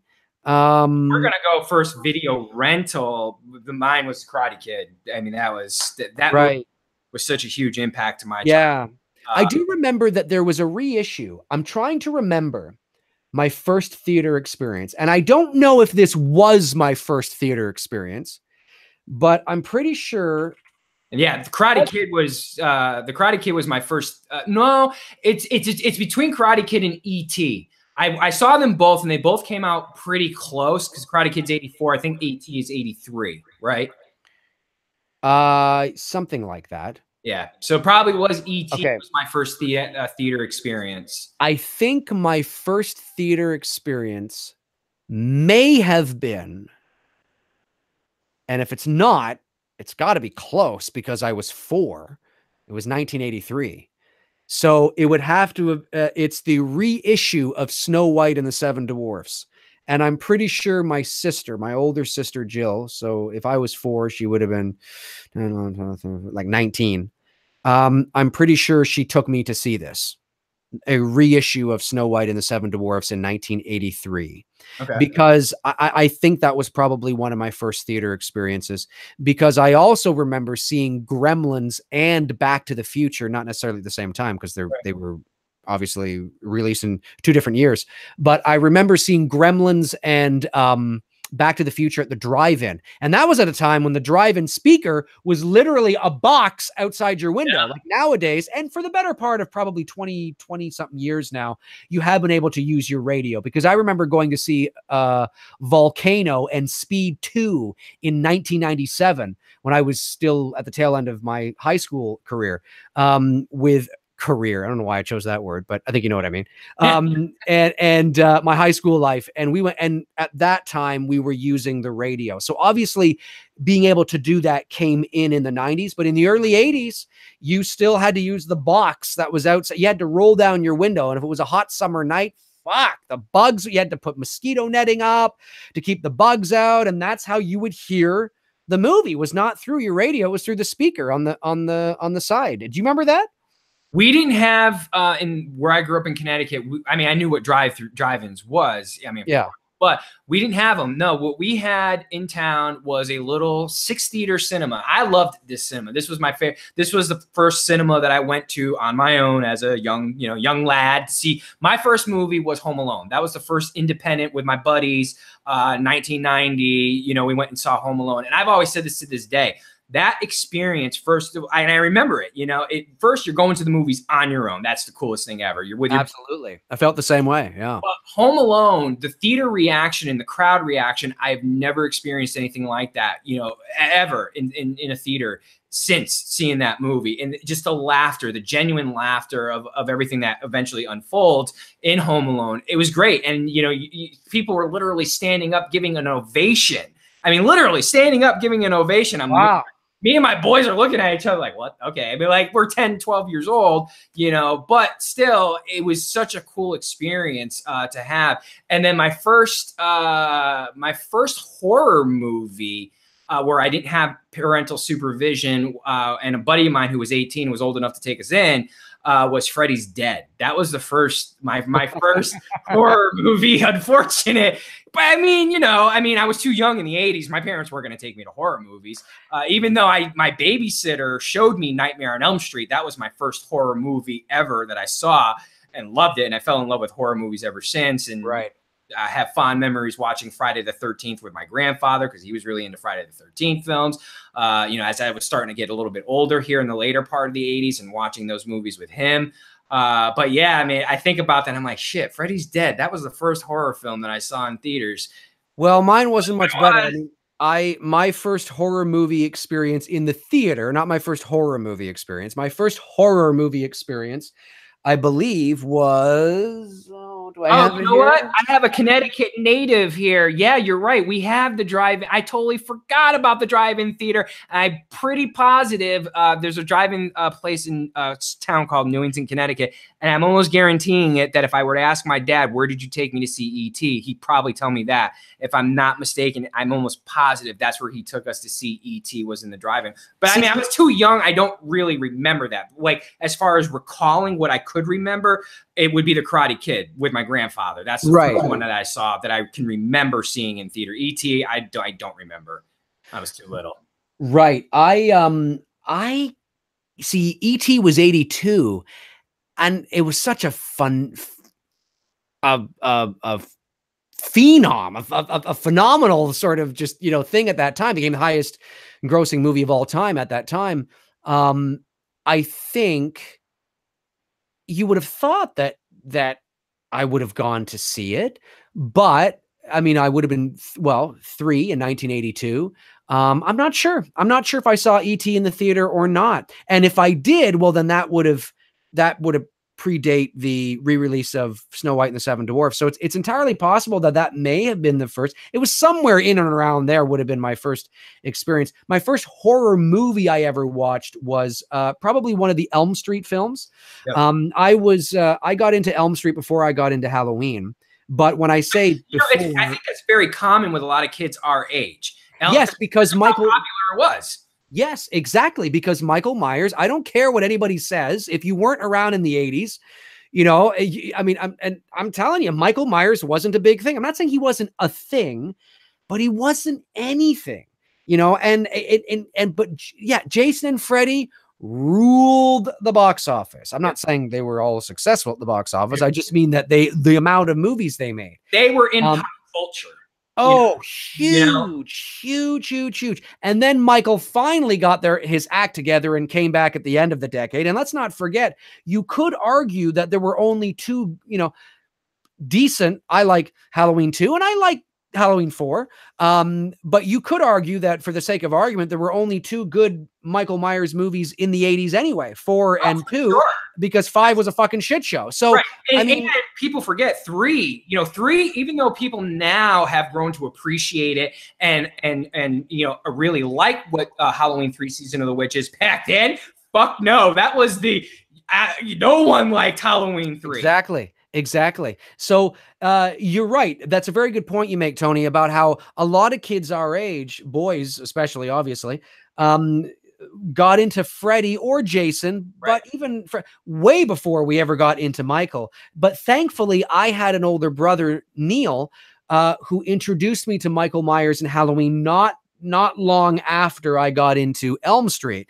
And the reason why he did that was because it was his favorite horror movie. But the only reason why it was his favorite horror movie is because according to him, it was the first horror movie he ever watched that never gave him nightmares, the original Halloween. So that was kind of funny. And he introduced me to it and I fell in love with it and the rest is history. But yeah, I would say, but my first horror movie in the theater was probably Halloween 6, The Curse of Michael Myers, 1995. Now, so I was a bit older. I was 16 in 1995, still not old enough to go in and see a rated R movie. But I remember I went with my buddy Bruce to the Westgate Cinema. It was in a mall. And Halloween 6, The Curse of Michael Myers was playing. And I knew that I wasn't old enough to get in, but I had this confidence that I figured that I could fool the box office because I always the voice you hear now is the voice I had at like 12. You know what I mean? Like my voice cracked at such an early age that by the time I was 16, I sounded like I was older. And depending on how confident I was, you could totally buy that I was 18. 16, 18, the age is pretty marginal, right? You know what I mean? And I could always grow this out a bit and you could totally buy it. So I was confident that I was going to get in. My buddy Bruce, on the other hand, not so sure. He was a year younger than me. He was 15 and he looked probably 13. So it was that, but we tried. Well, I walked up to the box office and I'm like, oh yeah, I'll get 2 for Halloween, The Curse of Michael Myers, please. And the girl behind the counter was like, okay. And I'm like, hey, this is great. Oh, no, I think we were paying separately. He walks up. He's like, yeah, I'll have 1 for The Curse of Michael Myers, please. And the girl's like, can I see some ID? And I'm like, oh, God, here we go. I didn't get asked for ID. So he shows ID. He shows his student card, which was so funny because on his student card, it had his age. Yeah. So he didn't get in. I was hell-bent on seeing Halloween, The Curse of Michael Myers in the theater. But there was this other movie playing at the time, at the exact same time, called Seven. And so what Bruce did was the Morgan Freeman, Brad Pitt 7? Yes. Wow. So yeah, that would have been playing at about the same time. Yeah. Yes. But 7 was not rated R, at least not here. In Canada, it was rated at the time. We don't have this. Well, we still have this rating, but it's not referred to as this anymore. Halloween was R, which is pretty standard across the board anywhere. And we had in Canada what we had then known as AA, which stood for adult accompaniment. So you had to be accompanied by an adult, which was, and or was it? Then how did he get in on his own? Maybe it was just 14A. You had to be 14 to get in. I think that's what it was. I stand to be corrected. We had AA, but this movie, 7, I think, was only rated 14A, something to that effect. Anyway, he was able to get in on his own. So he went and saw 7. And I went and saw Halloween, The Curse of Michael Myers, because I was hell-bent on seeing it. Well, the movie ended. I got out, and I probably had another 20 minutes or so to wait for him to get out. And he came out, and he's like, oh, dude, it was intense, and it was crazy, and blah, blah, blah. Well, I didn't see 7 until like a year or two later. And in my mind, I'm thinking, well, this is clearly the far superior film to Halloween, The Curse. And now in my mind, I'm thinking I should have just gone and seen 7 because, you know, I saw The Curse of Michael Myers, and it was my first Michael Myers movie in the theater. So that was kind of fun to go and see. But even at 16 years old, I knew walking out of the theater, I was disappointed. I didn't want to admit it to myself, but I knew that I was like, that was kind of lame. You know, so, but that, yeah, that would have been my first. That was my third. My second, after seeing Freddy's Dead, my second horror movie experience on my own without parents was Jason Goes to Hell. I had a lot of buddies who were old enough to get me into at that point. And I was like past, you know, I was like 13, 14. So I was kind of cool in that like stage where I'm not 11, 12 years old, but I'm like young, still, I'm like in that like borderline age where 18-year-olds were like, all right, yeah, come along, kid, you can watch the movie with us, you know? So it was cool, you know, so I was able to see Freddy's Dead and Jason Goes to Hell. When you saw the 2 best movies in the series. Well, then of course, then it would just bookend itself with Curse of Michael Myers being the third horror movie that I see in the cinemas, because it was. I saw Freddy, I saw Freddy's Dead, Jason Goes to Hell, and then I saw Curse of Michael Myers. I will say this. I have a fond memory of that night, even though I was like yourself. I was very disappointed walking out of the theaters, more for selfish reasons, because I really wanted Danielle Harris to reprise her role as Jamie Lloyd. And, you know, back in the 90s, I wasn't on the internet following what the fuck was going on. I knew the movie was coming out. Well, the internet wasn't even a thing back in 1995. So I didn't know Danielle Harris wasn't going to be in the movie. I was expecting to see Danielle Harris. And when the movie starts, I'm like, what the fuck? Right. But thankfully, I went to that one with my childhood sweetheart. She was also the first girl I went to a movie with alone, like my first movie date. And she was kind of like me. She was really into horror movies and loved Halloween. Her mom was cool as shit. She would rent horror movies for us to watch and hang out at our house on Fridays and Saturday nights. It was. Do you remember her name? Allison. I'm still friends with her to this day. We joked about her. We kept in touch, you know, and, you know, we're connected through Instagram and whatnot. She follows me on, you know, social media. So, I've got pictures of us on that night when we went to go see Halloween. We were super excited because we're finally getting to see Halloween, a Halloween on the big screen. Because they weren't doing the re-showings like they're doing today. And the look of disappointment. She always talks about that. She's like, you went from like this total like super pumped, super excited to just pure disappointed by the time. And she kept it lively for me throughout the whole night. So, you know, I don't have a total hatred for seeing the movie on the big screen because I have that memory of her, and she's still such a great friend to this day. So right. There's the echo again. Don't worry, folks. We're going to try and get rid of it next week or the week after or whatever. Okay. Now that I don't hear myself, one thing I want to mention too is that back at that time, something that was so awesome. And again, the internet was around, but nobody had the internet. Nobody had computers in their home where we were using the internet. Okay. So how you had to search for movies or what was playing at your local theater was in the newspaper. Yep. And I remember it was so cool opening up to the movie section, which was usually kind of at the back of the paper, I think. Yeah. And you would open it up and there would be like advertisements for the movies, but they were like posters in print, you know, in the paper, you know, black and white, you know, it was just cool. I remember seeing that. And I remember going, wow, like it was so cool. And it was a different time. It was really neat to be able to, you know, find out what movie, and then you'd look at the show times, you know, in the paper, and then you'd pick a show time and you'd go down to the theater. And of course, I guess you could always call the theater as well, but nobody did that, at least not here. We just looked at the paper and go, okay, it's playing at 7. Let's go at 7. You know what I mean? And now, of course, you have apps for that. but or you just go online and check. But what's the one movie? I think I know what you're going to say when you think of, because there's so many movies that we could talk about. I mean, there's so many, when you talk about the 80s and you talk about growing up as a kid, there's so many movies, whether it's The Goonies, Monster Squad, The Gate, Howard the Duck. Yes, I was a big Howard the Duck fan, folks. Whether it was do you guys remember a movie? I'll get to the question in a second. I just asked you, but do you remember a movie from the 80s with Henry Thomas called, there were two names for it, but I believe the North American name, I believe it was called The Quest. And I believe the other name for it was something like Frog Dreaming or something. Let me see if I can bring it up here. And while Dave is doing that, to answer someone's question, what movie did me and Allie see on my first official movie date was My Girl. I have a lot of firsts with Macaulay Culkin. I just realized that. My Girl, that was the one where Dan Aykroyd, I can't remember the girl's name, Jamie Lee. Jamie Lee's in it. Yeah, that was my first official date movie as a young kid. Very cool. Okay, sorry. I have the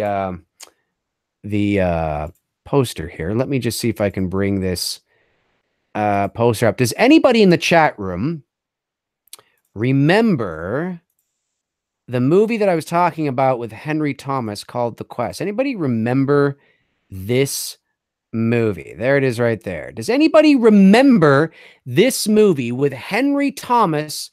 It was called The Quest, and it was about, like, there was something in this swamp or lake area that he thought was a monster, and he was trying to convince the town people that there was something in the lake. But it was not only called The Quest, it was also, there was another name for it, something like Frog Dreaming, or hang on, Frog Dreaming. It was something like that. I don't Frog Dreaming. Yeah, Frog Dreaming.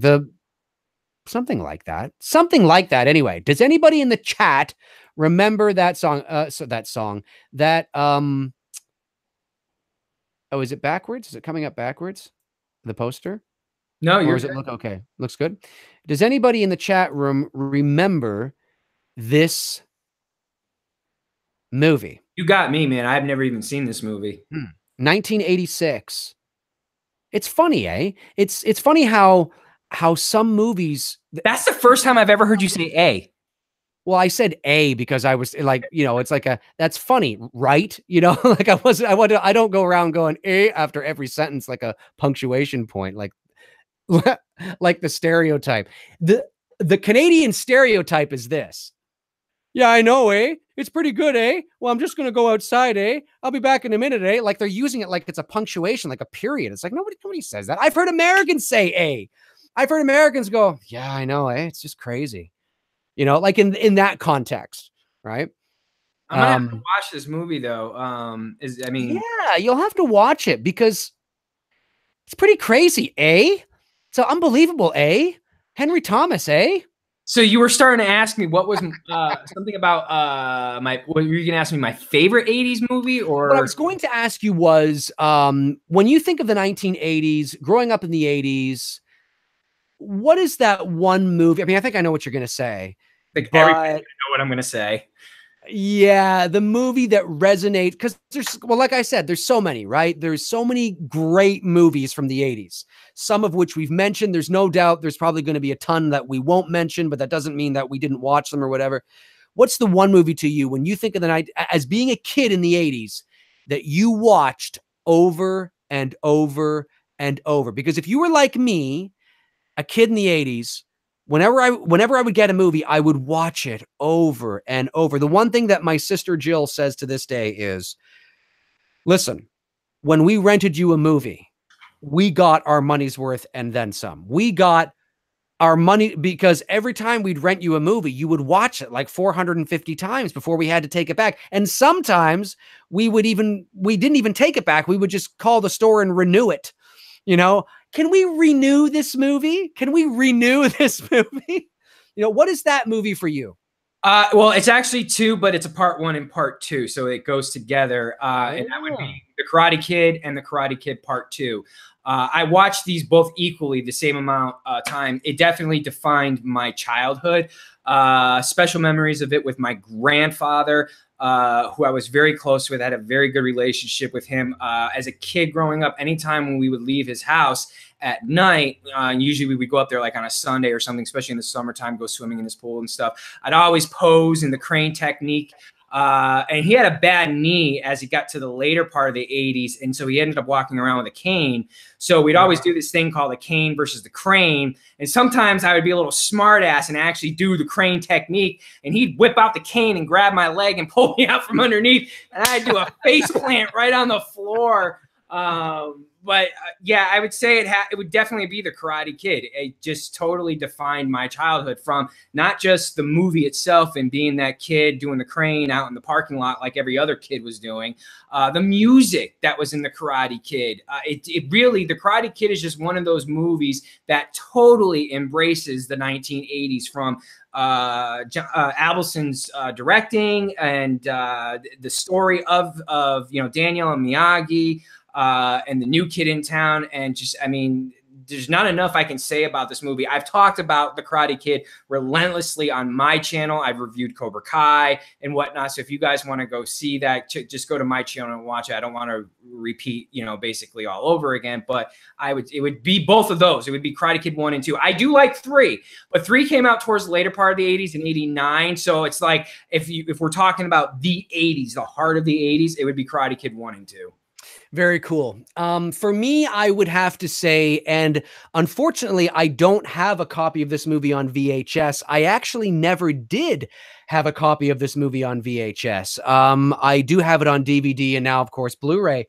But of course, there's several, but one would, of course, be The Goonies. I mean, that sounds a little cliche, and it's probably one a lot of people would say, but that is one for me. When I think of being a kid in the 80s, when I think of the feeling I would get when I would rent The Goonies and watch The Goonies at that time in 85 and 86 and 87 as a young boy, was just, it's a very magical movie. I mean, you got Spielberg in there, you got Richard Donner in there, you got the whole feeling of the movie. And of course, that was a time when we really did go out on our bikes, and we did go out and look for adventures, and we did go to kind of find, different, we weren't necessarily going to, I mean, could you imagine pirate treasure, but could you imagine, like, if we were dads today, there's no way I would let my kids do half of the things that we did as kids. Today. Yeah, well, it's a different.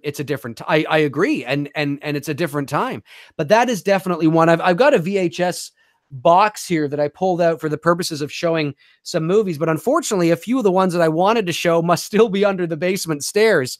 But The Goonies would definitely be one. Look at this. I think we can also say, because up behind there, you guys can't see it, but up there, I have my John Hughes collection. So it's, I know people are mentioning John Hughes movies, and absolutely his movies were a huge part of all of us who are from the 80s. And I think I could easily, pick, any of his movies, from whether it's Breakfast Club or Planes, Trains, Automobiles or whatever. I mean, well, speaking of planes, trains, and automobiles, by the way, if you were to ask me at any given time, really, Dave, what is your favorite comedy of all time? I mean, there's a lot of movies that I really like, but my favorite comedy of all time, and it changes, it changes between the original Vacation with Chevy Chase, which is just, I just love it, directed by the late Harold Ramis, by the way, one of John Candy's first appearances in film, to Planes, Trains, and Automobiles. This is an original copy of the movie. This is 1990. So this VHS tape is from, it says right here, 1990. The movie itself came out in 87. Yep. So this is, in that original run of VHS copies, and it is in magnificent condition. One of the things, like Tony, because Tony is like this as well, the VHS tapes we have are so old, and yet they're in phenomenal shape. I mean, this is just like, if you look at this, I mean, it looks like I picked this up at the store today. Look at this weird science one. This weird science one, it says right here, 1992. Now, the movie, of course, is from the 80s, but this tape is from 1992. This is in immaculate condition. It's hard to see on camera, obviously, but it literally is in immaculate condition. Like, I just picked it up. You know, and I got a lot of tapes that are like that. But my favorite comedy of all time would have to be a toss-up between the original Vacation, which I do have on VHS. I do have it, but it's in another box, and Planes, Trades, and On. I mean, John Candy, Steve Martin, you can't deny the chemistry. Del Griffith, shower curtain ring salesman in the shower curtain ring division. I wonder if, because you know what's funny? I don't have a copy of Weird Science on VHS, but I have my copy here, the original 85 copy of Breakfast Club, which is in my top 5 favorite movies of all time. Now, not talking yeah, we're talking now movies in general. It's in my top 5 favorite movies. And your Weird Science cover is purple. So there must have been a thing that they must have been doing back then, because I noticed that if you hold it up again, was your box cover purple? Purple-ish. Got a purpley hue to it. Yeah, it's very similar to the Breakfast Club. So I'm wondering if that was the thing that they were doing back in the 80s. I mean, I wasn't paying attention to that stuff back then. I was just grabbing movies that I wanted to watch off the shelf and buying them. For the horror fans in the chat room, because there's no doubt there are horror fans in the chat room, here is an original copy of A Nightmare on Elm Street on VHS. Do you guys remember, if you tuned into my Saturday night movie night last night? Obviously, it's live for level 2 and 3 patrons only, but it goes up on my channel afterwards for everybody to watch. I mentioned in that live stream that I believe the back of the original VHS box was a picture of the moment when Freddy is on fire on top of the mother, and sure enough, I was right. There it is there. And this is an original copy of A Nightmare on Elm Street on VHS. So this goes back to, now this does not go back to all the way to 84, but this is 1989, I think it is, 89 or 88. So it goes back, an 80s copy for sure of the original Elm Street. Very cool. And of course, an original copy of A Nightmare on Elm Street 3, Dream Warriors on VHS. And I have Elm Street 2 around here as well somewhere. So pretty cool shit. Well, it's funny. Someone asked in the chat room, like, VHS tapes, do we have 8 tracks? Now, I'm a big, if anyone knows me, you know, and if you follow me on Instagram, or if you've been on my channel, you know I'm a big vinyl collector. I have all my vinyl soundtracks that I've been collecting since from back in the day. It's just, something I've been doing with my father since I was a little kid, going back to the 80s. But I do have some. I don't have a lot of my cassettes, not 8-track, but I have cassette tapes. I've got the Breakfast Club on cassette, the original Breakfast Club, Pretty in Pink, 16 Candles. I got my Nirvana, of course. Guns N' Roses, Appetite for Destruction, Motley Crue, Dr. Feelgood, Back to the Future. So I did keep some of my cassette tapes that I had from the 80s. Most of my music on cassette tapes was like rock music and soundtracks. Definitely into soundtracks. Like I said, I think you guys, like I've shared it on my channel before. With the vinyl collection, I have majority of it is soundtracks from the 80s, because we were talking about this the other day. My God, like movies today, they don't have what we had growing up in the 80s. I saw some of the movies you guys were throwing out in there, like Top Gun and Footloose and what else? St. Elmo's Fire, Breakfast Club, Jesus, even License to Drive. All these movies, what did they have with it that you don't get today? They had a great soundtrack. So if you left the cinema, you were going out and you turn on your radio and boom, chances are you were going to hear a song that was from the movie that you just watched. And we do not get that anymore. I don't know why they stopped doing that, or if they haven't stopped doing it, they're not doing the pop music accompanied with the soundtrack. You're either getting like the hip hop music of today, and I'm not a big hip hop, current hip hop. I like my old school Run DMC, my old school Beastie Boys, and early 90s like Wu-Tang stuff and Biggie and Pac. The stuff that's today I just can't get into. But I would really like to see movies get back to the great soundtracks that you would get pop music wise anyways, accompanied with these movies. I mean, I'm sure you would agree on that totally. 100%. Absolutely. Yeah, no, for sure. And I was able to magically make another box appear here beside me of some VHS tapes, ladies and gentlemen. I'm hoping that some of the ones that I wanted. Hey, horror fans in the room. Now this does not go back to the 70s, obviously, but horror fans in the room, Black Christmas on VHS. Pretty awesome stuff for the horror fans there in the room. Hey, we both love Who Framed Roger Rabbit, right, Tony? Oh, absolutely. Original copy on VHS. That was, you know what's funny? Who Framed Roger Rabbit? I had a friend of mine, or his older sister was my babysitter. She's the one who showed me Nightmare on Elm Street. And we used to watch back to back. He was a big Who Framed Roger Rabbit fan and Batman, because the two movies came out pretty close to each other. Right. You know, and I remember as young kids, we used to watch those two movies back to back whenever we would do sleepovers or hangouts or whatnot. Very cool. Also, there it is there. Original copy of A Nightmare on Elm Street 2 on VHS, ladies and gentlemen. Look, check that out. Now, this is not in all that good of shape. As you can see, I've got some Scotch tape here on the side. I put that there as a kid, I think.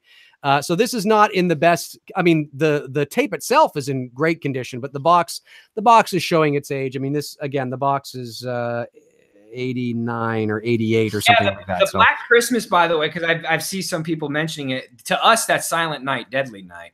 Actually, I think it's Silent Night, Evil Night. I think Silent Night, Deadly Night's a separate. Maybe that's the one. Well, the one that I'm thinking of the Christmas horror movie that I remember is Silent Night, Deadly Night. That's the one. Yes. Black Christmas was released in the U.S. as Silent Night, Evil Night. And it was Black Christmas up here. I think, though, I think you might be able to get it in the States now as Black Christmas. Yeah. I think that's possible. I think you can. When the movie was released back in 1974, it was Black Christmas in Canada, Silent Night, Evil Night in the US. Now, however, I think it's more commonly known as Black Christmas. And I think you might be able to pick that up even in the States. I stand to be corrected on that, but I think it's possible that you might be able to do that. But yeah, like this is, look at this. Look at this. An original copy. It's not in great shape. An original copy of Raiders. You gotta get a shelving unit and put these videos behind you, man. I should. An original copy of Raiders of the Lost Ark. Wow. Not in great shape, as you can clearly see. But this is going back to 1981. Or probably would have been 82. What is the year on this box here? 80. Looks like 80. It's kind of hard to see. 85, maybe? Something like that. Anyway, pretty cool. And of course, what I love about this, it says Raiders of the Lost Ark. It does not say Indiana Jones and the Raiders of the Lost Ark, which you commonly see now in subsequent releases of the movie. It is not Indiana Jones and the Raiders of the Lost Ark. It is just Raiders of the Lost Ark. Well, someone asked me who was my first 80s crush. I mean, it's pretty. I mean, it's Daniel Harris. I was 10 years old, when 9 years old, I don't know what girls were. 10 years old when I saw Halloween, Halloween 4 for the first time, and I see, okay, who's this little girl with black hair and wearing the clown costume? And I'm like, yeah, I'm in love. Okay, yeah. She was probably the first, that was when I'm like, okay, and now I'm noticing girls and whatever and whatnot. And it's probably not a coincidence that Allie, my friend, the girl, my childhood sweetheart, she had black hair, very similar to Danielle Harris, similar length and whatnot. She was about 5'2", so very similar in height. So it's probably no coincidence. But yeah, Danielle Harris was probably, because I could say one of the girls I thought was attractive off of 90210, but it really wasn't a crush. You know what I mean? Right. They were attractive, obviously. Yeah. But I got to say it probably would be Harris. It's funny. I never got into girls until probably probably 13 or so. I was a little of a late bloomer getting into girls. I was so into movies and I was so into, hockey because I played hockey and things like that. And then I think once I hit junior high, I was kind of, I'm noticing the girls now. Do you know what I mean? And so I never really had a crush on a girl in the 80s per se. But certainly my 90s crush would be Jennifer Love Hewitt. I mean, when I saw her in I Know What You Did Last Summer, I think I lost all control, and it's funny. People had to remove me from the theater after that. It's funny because we were talking about this before we went live. I don't think I actually have a 90s crush. I mean, I could be cliche and say Pamela Anderson because of the whole Baywatch thing that went on. I mean, I had her poster on my wall. Like every guy had their. If every guy in the chat room knows, if we're about the same age, you probably had the Baywatch where she's got the yellow Jeep behind her. She's holding the lifeguard thing in her hand. I had that, Pamela. I had that on my wall. I had a poster of The Crow on my wall, and I had Dr. Feelgood. Motley Crue's Dr. Feelgood album cover on my wall, and the other poster was Appetite for Destruction. Right. Those are like my main posters that I remember having on my wall, because the rest of it was all sports stuff, like Michael Jordan and. It's funny. I can't say that I didn't have that poster. I was never really into blondes. Not that I don't think blondes are attractive. I've always had a preference for brunettes or darker hair. And so I think that's why I noticed Jennifer Love Hewitt very quickly, and she's attractive anyway. I mean, regardless of what your preference is, she's a good-looking woman. But I think I always tend to cater towards the darker-haired girls. But what's funny about this is that in my second year of college, so this is like 2000, 2001 or whatever, I remember when Jennifer Love Hewitt, of course, was big at that time still.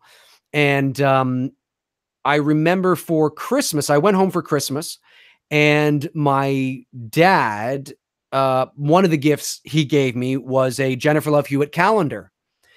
And I was like, oh, cool. Oh my God, that's right. I remember they were doing that back in the day. Yeah. Sure. So I had a Jennifer Love Hewitt calendar. But then what happened is that my buddy, I don't know if it was a Jennifer Love Hewitt Party of 5 calendar, or I Know What You Did Last Summer. No, because at this point, Jennifer Love Hewitt had separated herself from Party of 5 because she had already gone through I Know What You Did Last Summer. She'd already gone through its sequel, I Still Know What You Did Last Summer, which was a pile of crap. But, she had already gone through that. And I believe she had already gone through that movie that I had told you about here.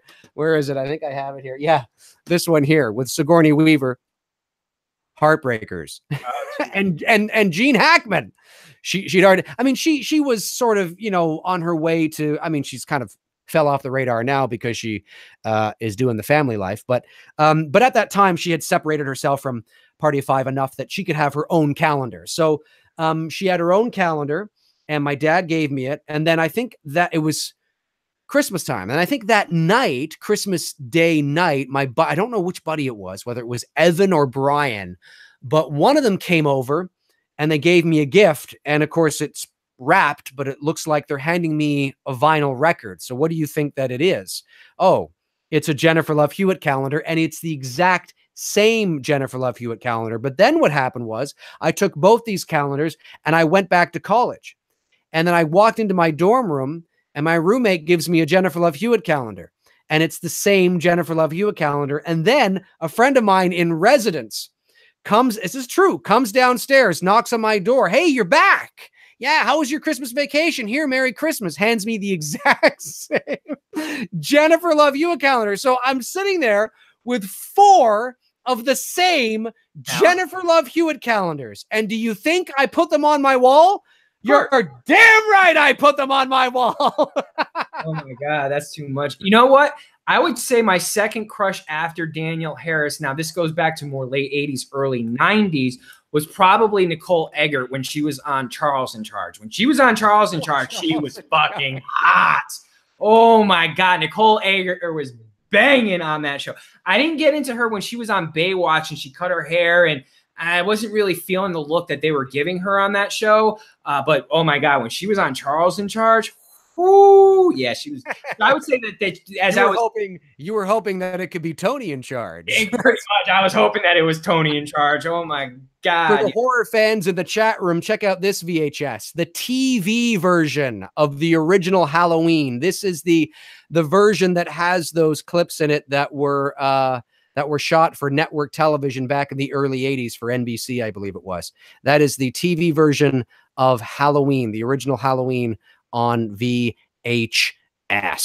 And yeah, someone brought up Alyssa Milano too. Yeah, she was. Oh, my brother Neil was huge into Melissa. Totally hot back. Her thanks to Who's the Boss? Yeah, Who's the Boss? Yep. She was. Oh my God, I forgot about her. She was. I mean, Who's the Boss? Charmed. She's had a great, solid, steady, television career. And talk about someone who's aged very well. I mean, she still looks great today. Because I follow her on Instagram as well too. And absolutely, that's a good call there in the chat room. And yeah, I have seen Nicole Egger in Blown Away with both Corey Haim and Corey Feldman, the Coreys. Yeah, that's if you're. I think that was 90s. In fact, that was probably like that, when everything was fluorescent and vibrant.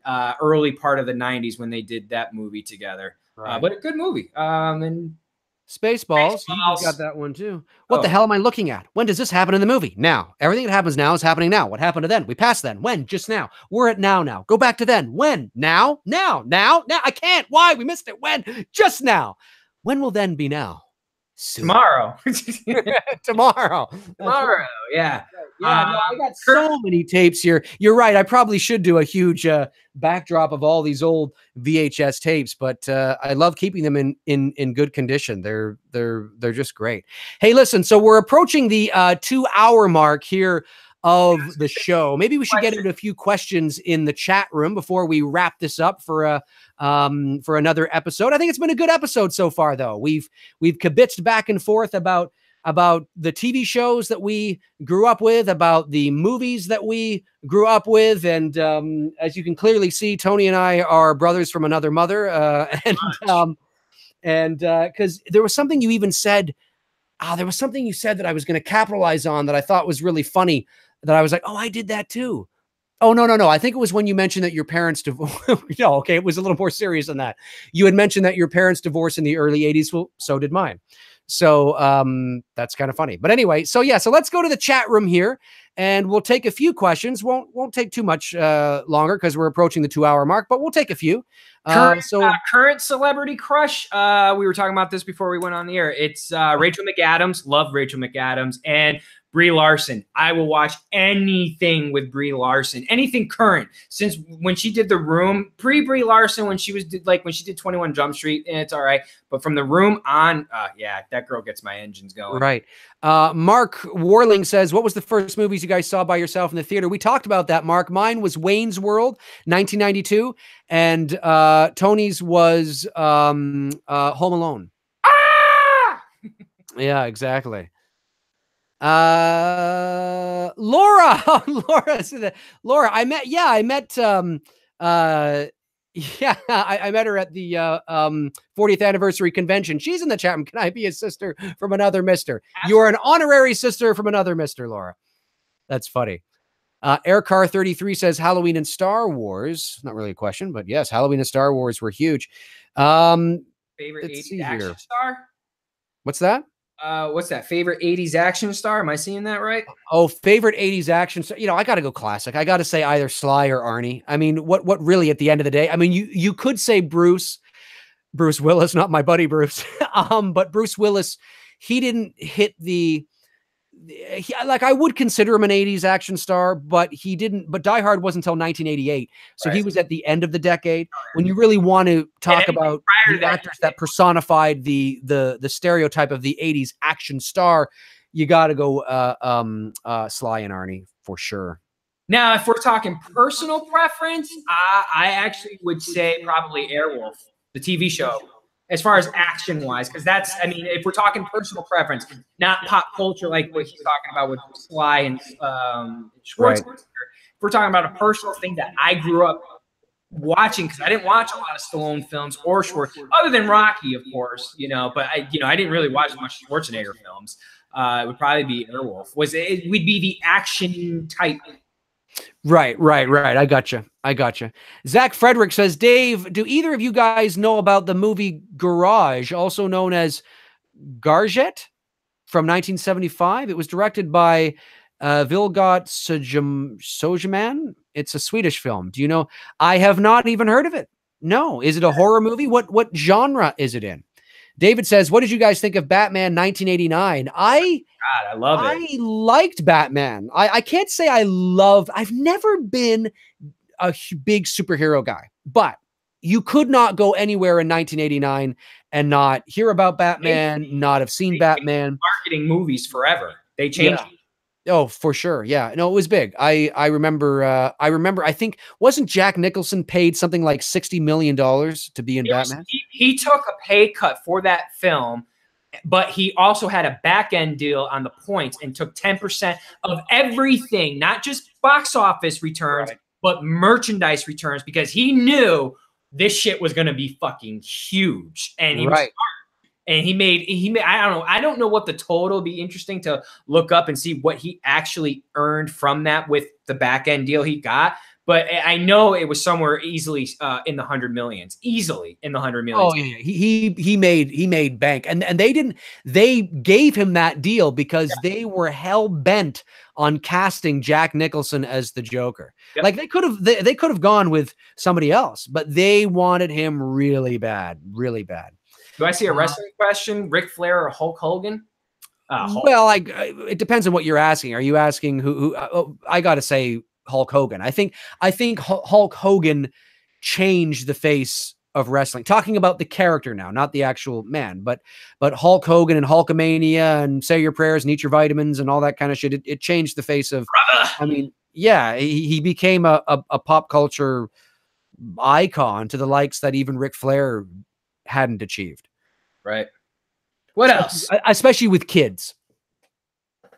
Say your prayers and eat your vitamins. That's right. That's right. Bobby Hall says, I remember seeing Batman at the theater with my family and the film and the projector burned up. Oh no, that's too bad. Morgulus Tower says Stone Cold Steve Austin. Yeah, I remember Stone Cold.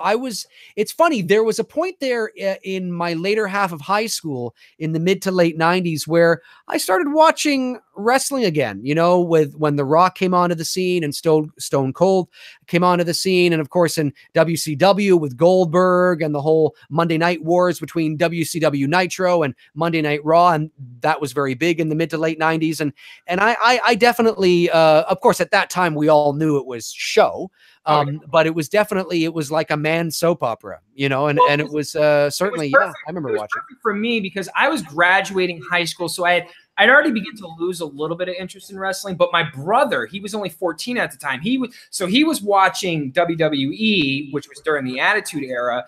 And he was also watching WCW, which, you had the Monday Night Wars going on with Monday Night Nitro and Monday Night Raw. So I watched it. I knew it was going on. I gravitated towards Stone Cold if I had a preference. Yep, same here. That I enjoyed watching during that whole time. And it was fun. I will say, even though I'm more partially fond to the 80s wrestling, I will say the Attitude Era was probably the last moment in wrestling history where it was really good. Because after the Attitude Era, I just know it became. Well, that's a great follow up to Eric Gomer's question. Dave and Tony, on the topic of wrestling, were you guys big fans? If so, when did you stop watching? Well, yeah, I think I can't say that I'm a big fan of wrestling because I haven't watched it in 20 years. Right. But give or take. But certainly, I was a fan, so much so that in my high school, on our high school Oscar night, we had like this thing every year where, best couple, best this, best that. And I was most likely to be the next Stone Cold Steve Austin. I was actually voted that. In high school, I worked out a lot. I ran. I was known as a guy that was, in shape. And I used to wear Austin 316 shirts around a lot. And I think all of us did, because it was a part of the pop culture. Absolutely. Absolutely. So I was actually voted to be the next Stone Cold Steve Austin. And I planned this thing out on stage. There was this guy who was a bit of a nerd in the school, but I said, I have forewarning that I'm going to win. They've told me. So what's going to happen is that when they announce my name, they're going to hit the Rock's theme. if you smell the rock, that's going to play. And you're going to go up on stage, and I want you to start trash talking me on the stage. And then I'm going to wait. We're going to wait about a minute or so. And then the Stone Cold theme, the breaking of the glass and all that, that's going to come, and I'm going to walk up on stage. Well, he had no idea what I was going to do. He thought I was just going to take my award from him. Well, I actually gave him a legit Stone Cold stunner. I actually gave him a legit Stone Cold stunner, because I took the microphone away from him and I said, if anybody wants me to kick his ass, give me a hell yeah. And the entire auditorium, which was packed, it was probably like, 900 people in there. Hell yeah.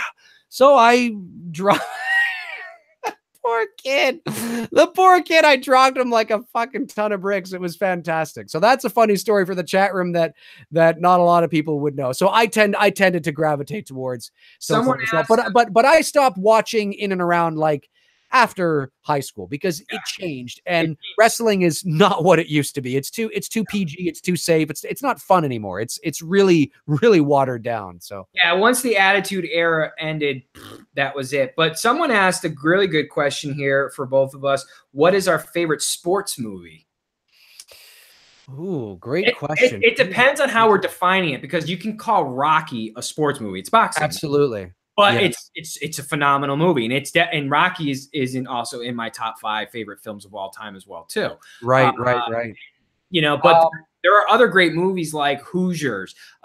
Even is not too far removed, Miracle with Kurt Russell. I really love that. With Kurt Russell. Yeah. Speaking of which, you want to know what my favorite movies of all time is? I know this is going to come late, and the vast majority of people that watch the stream probably won't even make it to this part in the stream, because we're so late to the end now. But hopefully they do. Hopefully they watch it all. One of my favorites.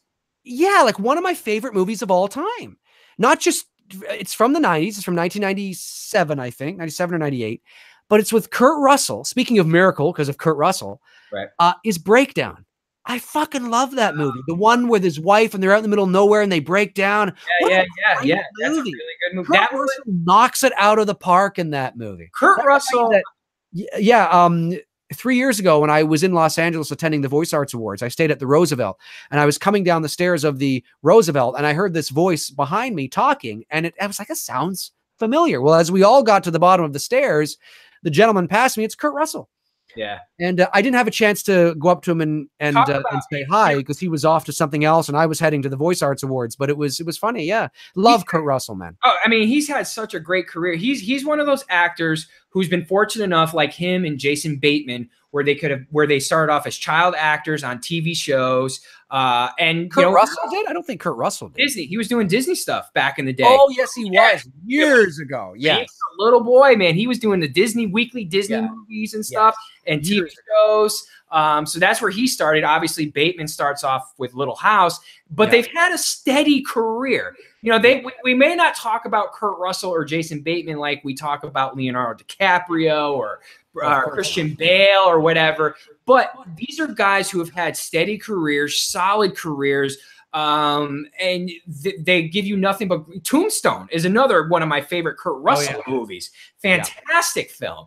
To this day, I will say that Val Kilmer was robbed from the Academy of not getting Best Supporting Actor that year for his portrayal of Doc Holliday. That's right. Overboard. Yeah, the original Overboard, by the way, not the new one. One of my favorite comedies of all time. It's one of my favorite comedies of all time.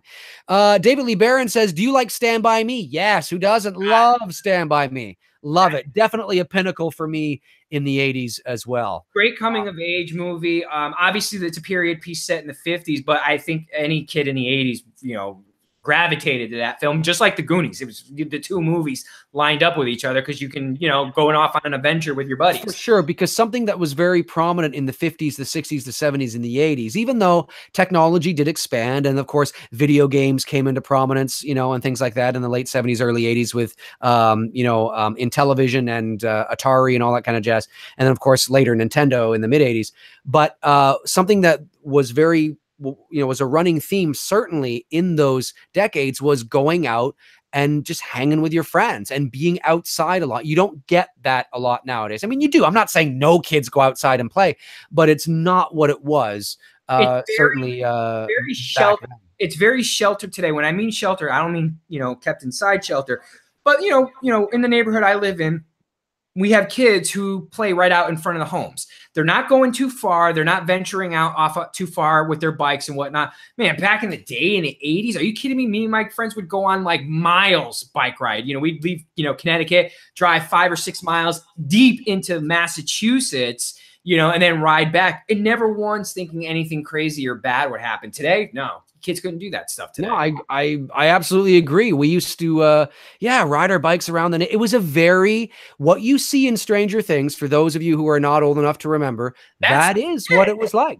That is what it was like, because there was nothing else to do. There was no smartphones or video games or internet or, you know, watching videos on a phone or whatever. There was, it sounds so cliche and like, oh, we're old, you know, but no. It just, that is what it was like. It was very much like that. And of course, over the next, through the 90s and certainly into the 2000s, that began to change big time, a big 180. Oh yeah. And I say it, you know, not to sound like that old guy or whatever, you know, I mean, I love technology.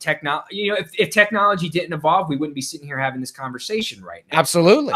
You know, so you got to appreciate where we've evolved to. But yes, there is a charm that I miss of that, like, you know, having to be creative and coming up with your own games to play with your buddies, because you didn't have, I mean, yeah, I have, you know, I still have my Nintendo games from back in the day. You know, I have all of them from back in the day. I even have Sega Genesis stuff.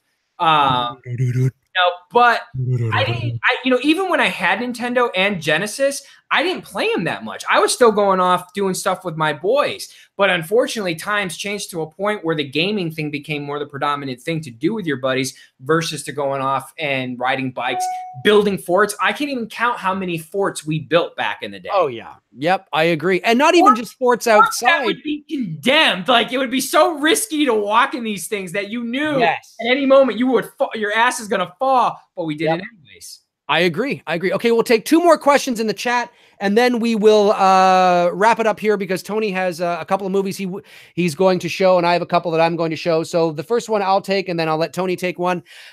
Grave Warmer says, "Hey, Dave and dude," Tony, what's your favorite all-time Robin Williams performance? Well, for me, it's I probably go to, there's many, but for me, I'm going to go with 2 films. No, I'm going to go with 3 films, actually. It's hard. He's a great actor. First will be Good Morning Vietnam. The second will be, and this is in no particular order, but Good Morning Vietnam, 1 Hour Photo, and Insomnia. What about you, Tony? Well, you took my Good Morning Vietnam. Actually, one of my favorite movies growing up as a kid was Hook. I really do like Hook. I know people have mixed opinions about it, but I've enjoyed it. I thought it was a great movie. So yeah, Good Morning Vietnam, Hook, and oh man, this is like trying to narrow Good Will Hunting. I have to, you know, I go with Good Will Hunting. I'll bring it back to the Northeast, Boston, represent the B-town. That's right. Okay, cool. All right, you pick last one.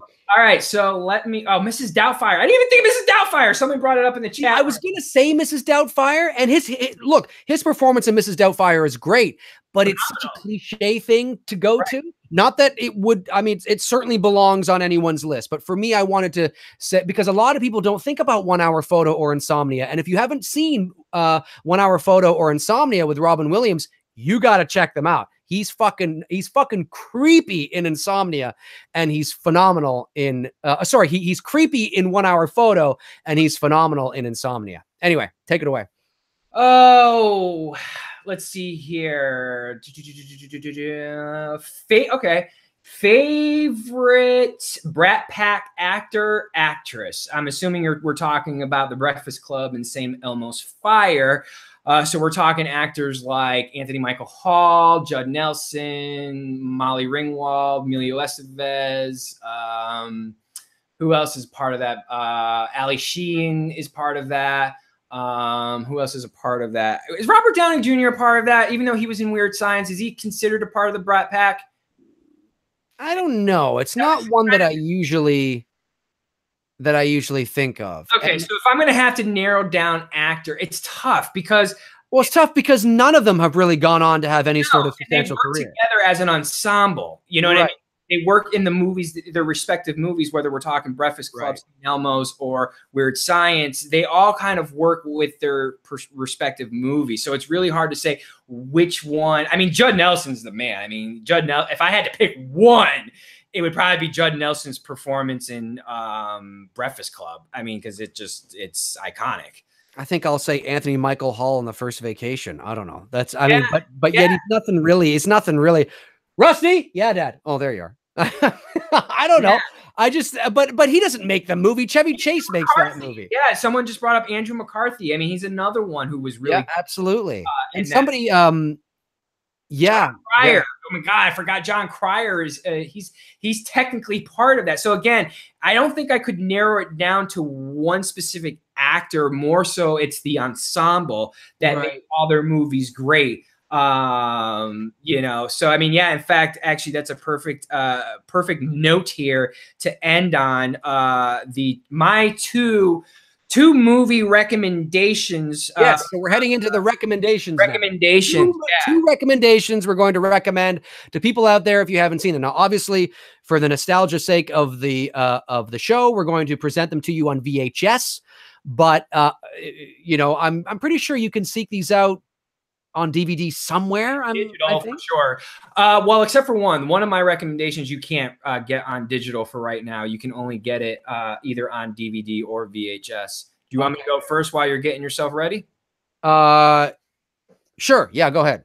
All right, so my two movie recommendations are actually one of the actors from the Brat Pack is Andrew McCarthy's. This is Mannequin. Mannequin, I've always said, has been a guilty pleasure movie. We all have a guilty pleasure movie.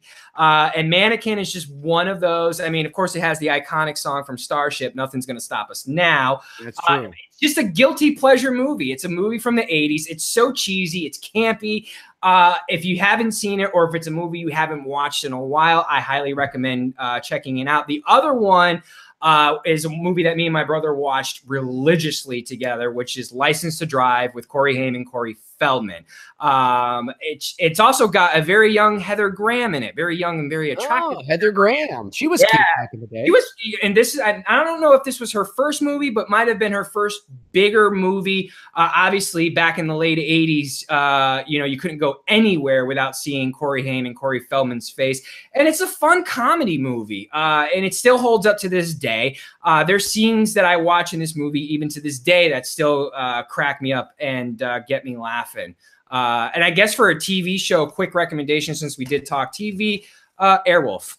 If you have never seen Airwolf, check it out. It's a fun action adventure television series. Love to see them reboot this into a cinematic universe. Cool. Cool. Okay. For me, I'm the first one I'm going to bring up to recommend is 1984's Cloak and Dagger. Look at this box. This is the original box from 1984, by the way. This has seen some better days. But this stars Henry Thomas, of course, of E.T. fame, and Dabney Coleman. Good old Dabney Coleman right there. And this was a movie that not a lot of kids remember this movie.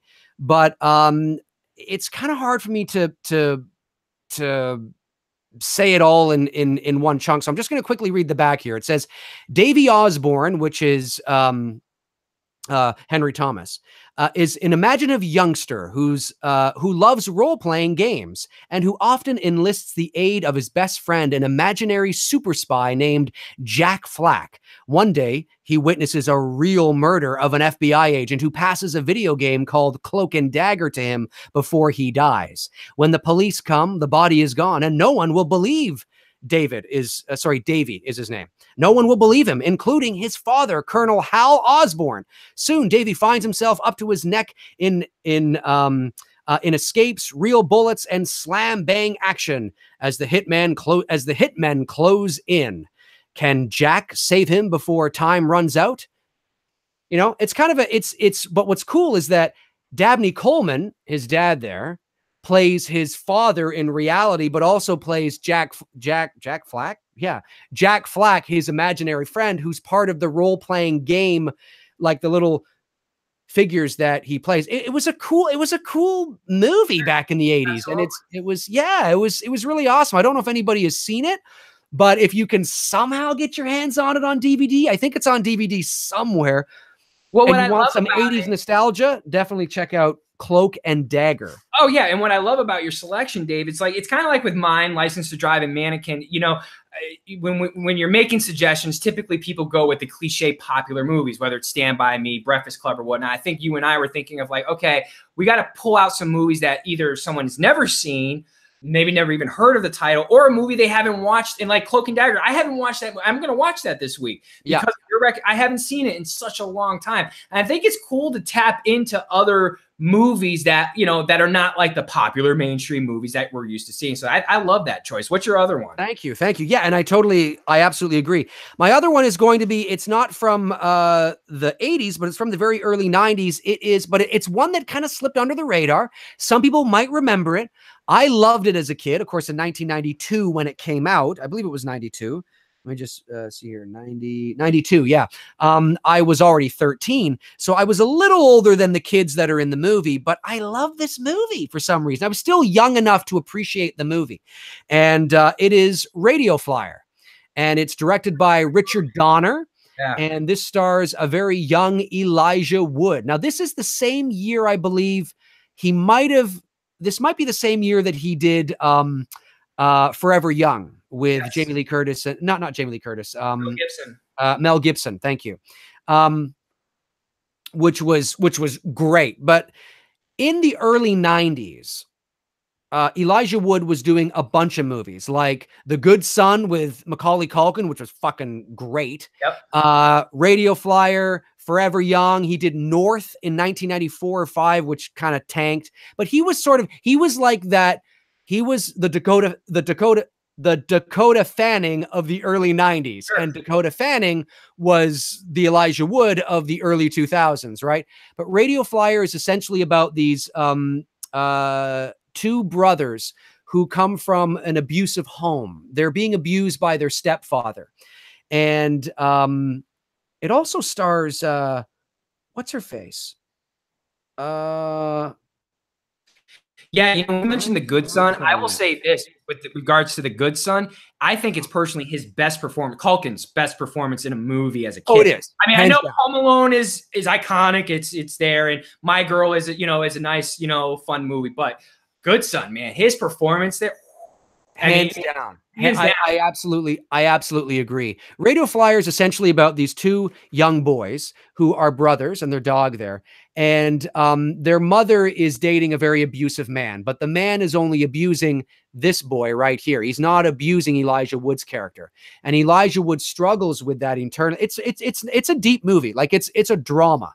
It's a very deep, sad movie. But at the end of it, there's a bit of redemption there as well. It's a bit, you have to suspend your disbelief because obviously the ending is kind of like, I don't want to spoil it, but this isn't necessarily what would happen, but it's an intense drama about friendship, about sibling rivalry, about love, about it's deep. Like it actually, for its time, for sure, as deep as you can go with, two kids, and about abuse and about where it's coming from. And it was good. And Tom Hanks plays the older Elijah Wood, who you see at the very beginning of the movie, narrating, telling his kids about the story of him and his brother, which would be their uncle.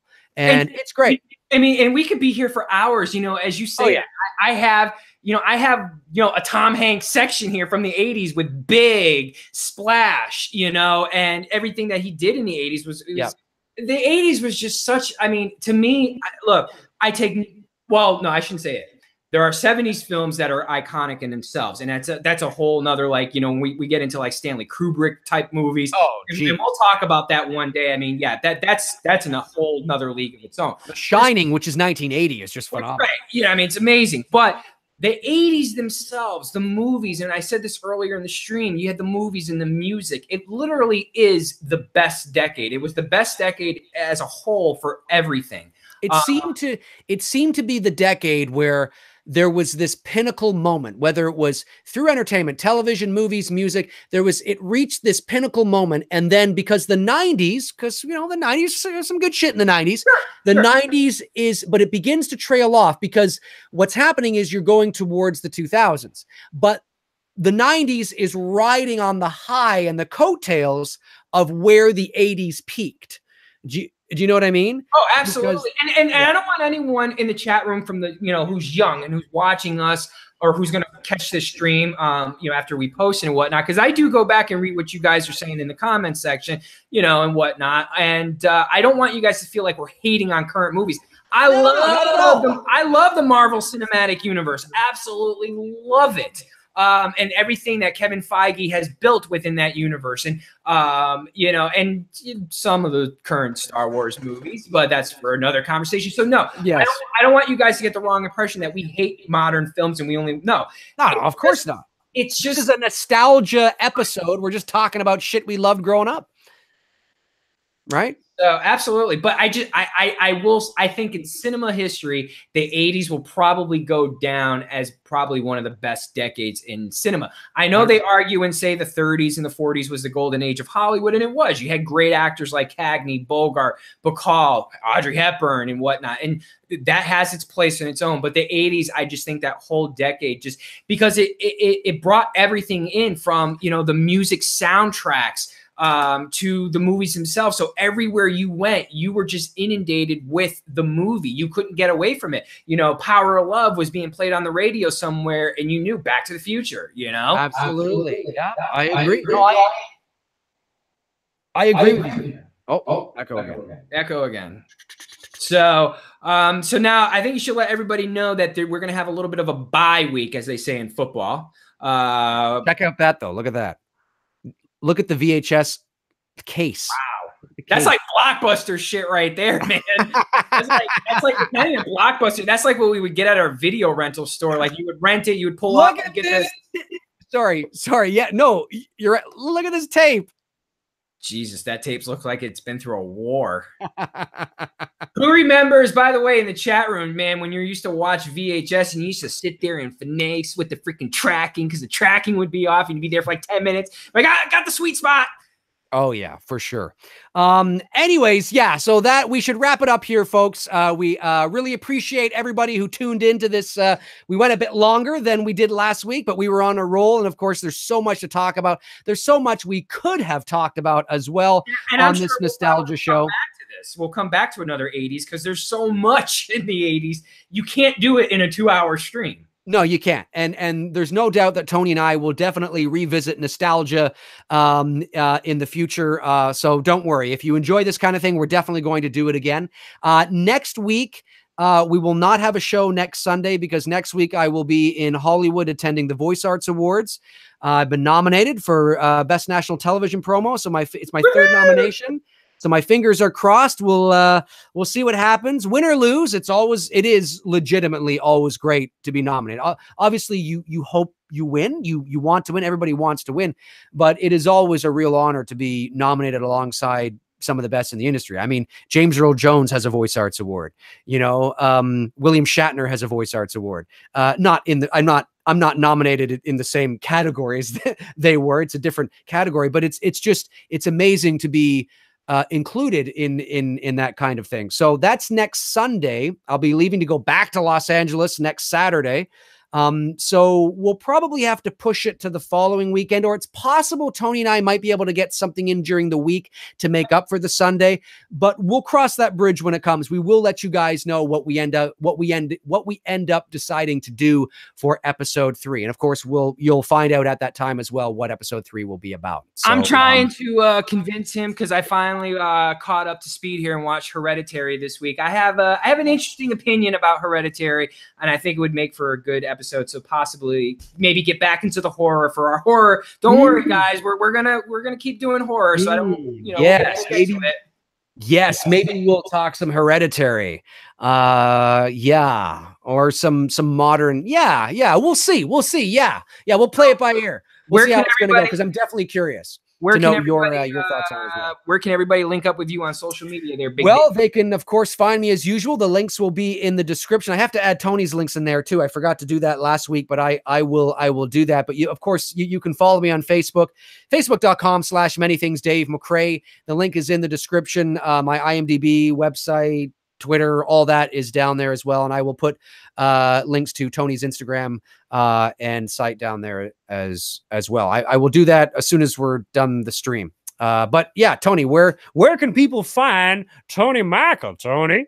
Well, you guys can subscribe to my channel. Right now, I'm not posting any content on there because, as I've mentioned, I'm beginning to create original content, meaning that I'm working with someone developing short stories, short films, horror films, to create that to become now the makeup of my channel. I'm kind of getting out of the whole movie review thing and stuff. I'm going to be doing this now with Dave once a week. So I feel like I'm getting all that out of my system. So you can subscribe there. It's just going to be on hold for a little bit until we start getting these stories all finalized and put together and actually go out and start shooting these projects. But Instagram, definitely just at Tony Michael Photo. For those of you out there who want to support what I'm doing on Instagram. And I appreciate it because I picked up a few of you from the first stream who have started following me on there and have been commenting about the black and white photo series that I started over the last week and a half and doing black and white photographs. I've had this itch to kind of get back to old school photography and old school style of photos. I know black and white is a taster's choice. It's not a popular thing with everyone, but it definitely, I feel, enhances the storytelling that I'm trying to convey in my photographs, especially with all the skateboarding stuff that I do. So if you're into that kind of thing, hit me up. And you can even message me on there because I do respond to a lot of people's messages, you know, that if it's movie related and not, you know, photography or skateboarding related, you can definitely hit me up on there. And yeah, I'm looking forward to hearing the results. Good luck, Dave, on your award show next week. Thank you very much. I will be posting on Twitter and on Facebook and maybe on YouTube. I'll try and get something up from the award show because the award show is Sunday night at 7 Pacific time, so that would be like 10 o'clock on the East Coast. But there's the whole beforehand. There's the red carpet thing and the whole shebang. So it's going to be a long night, but I will definitely do my best to give updates to people through my social media as I go. So yeah. And yeah, just in case if we don't catch up when Dave comes back, we're going to try to do something during the week. As he said, happy Thanksgiving to everyone, because by the time we get back up, it will have been Thanksgiving. So in case if we don't, we got it covered. Yeah, exactly. That's my turkey. All right, folks. My name is Dave McCray. This is Tony Michael, and we will talk to you guys soon. Thanks for tuning in. Good night.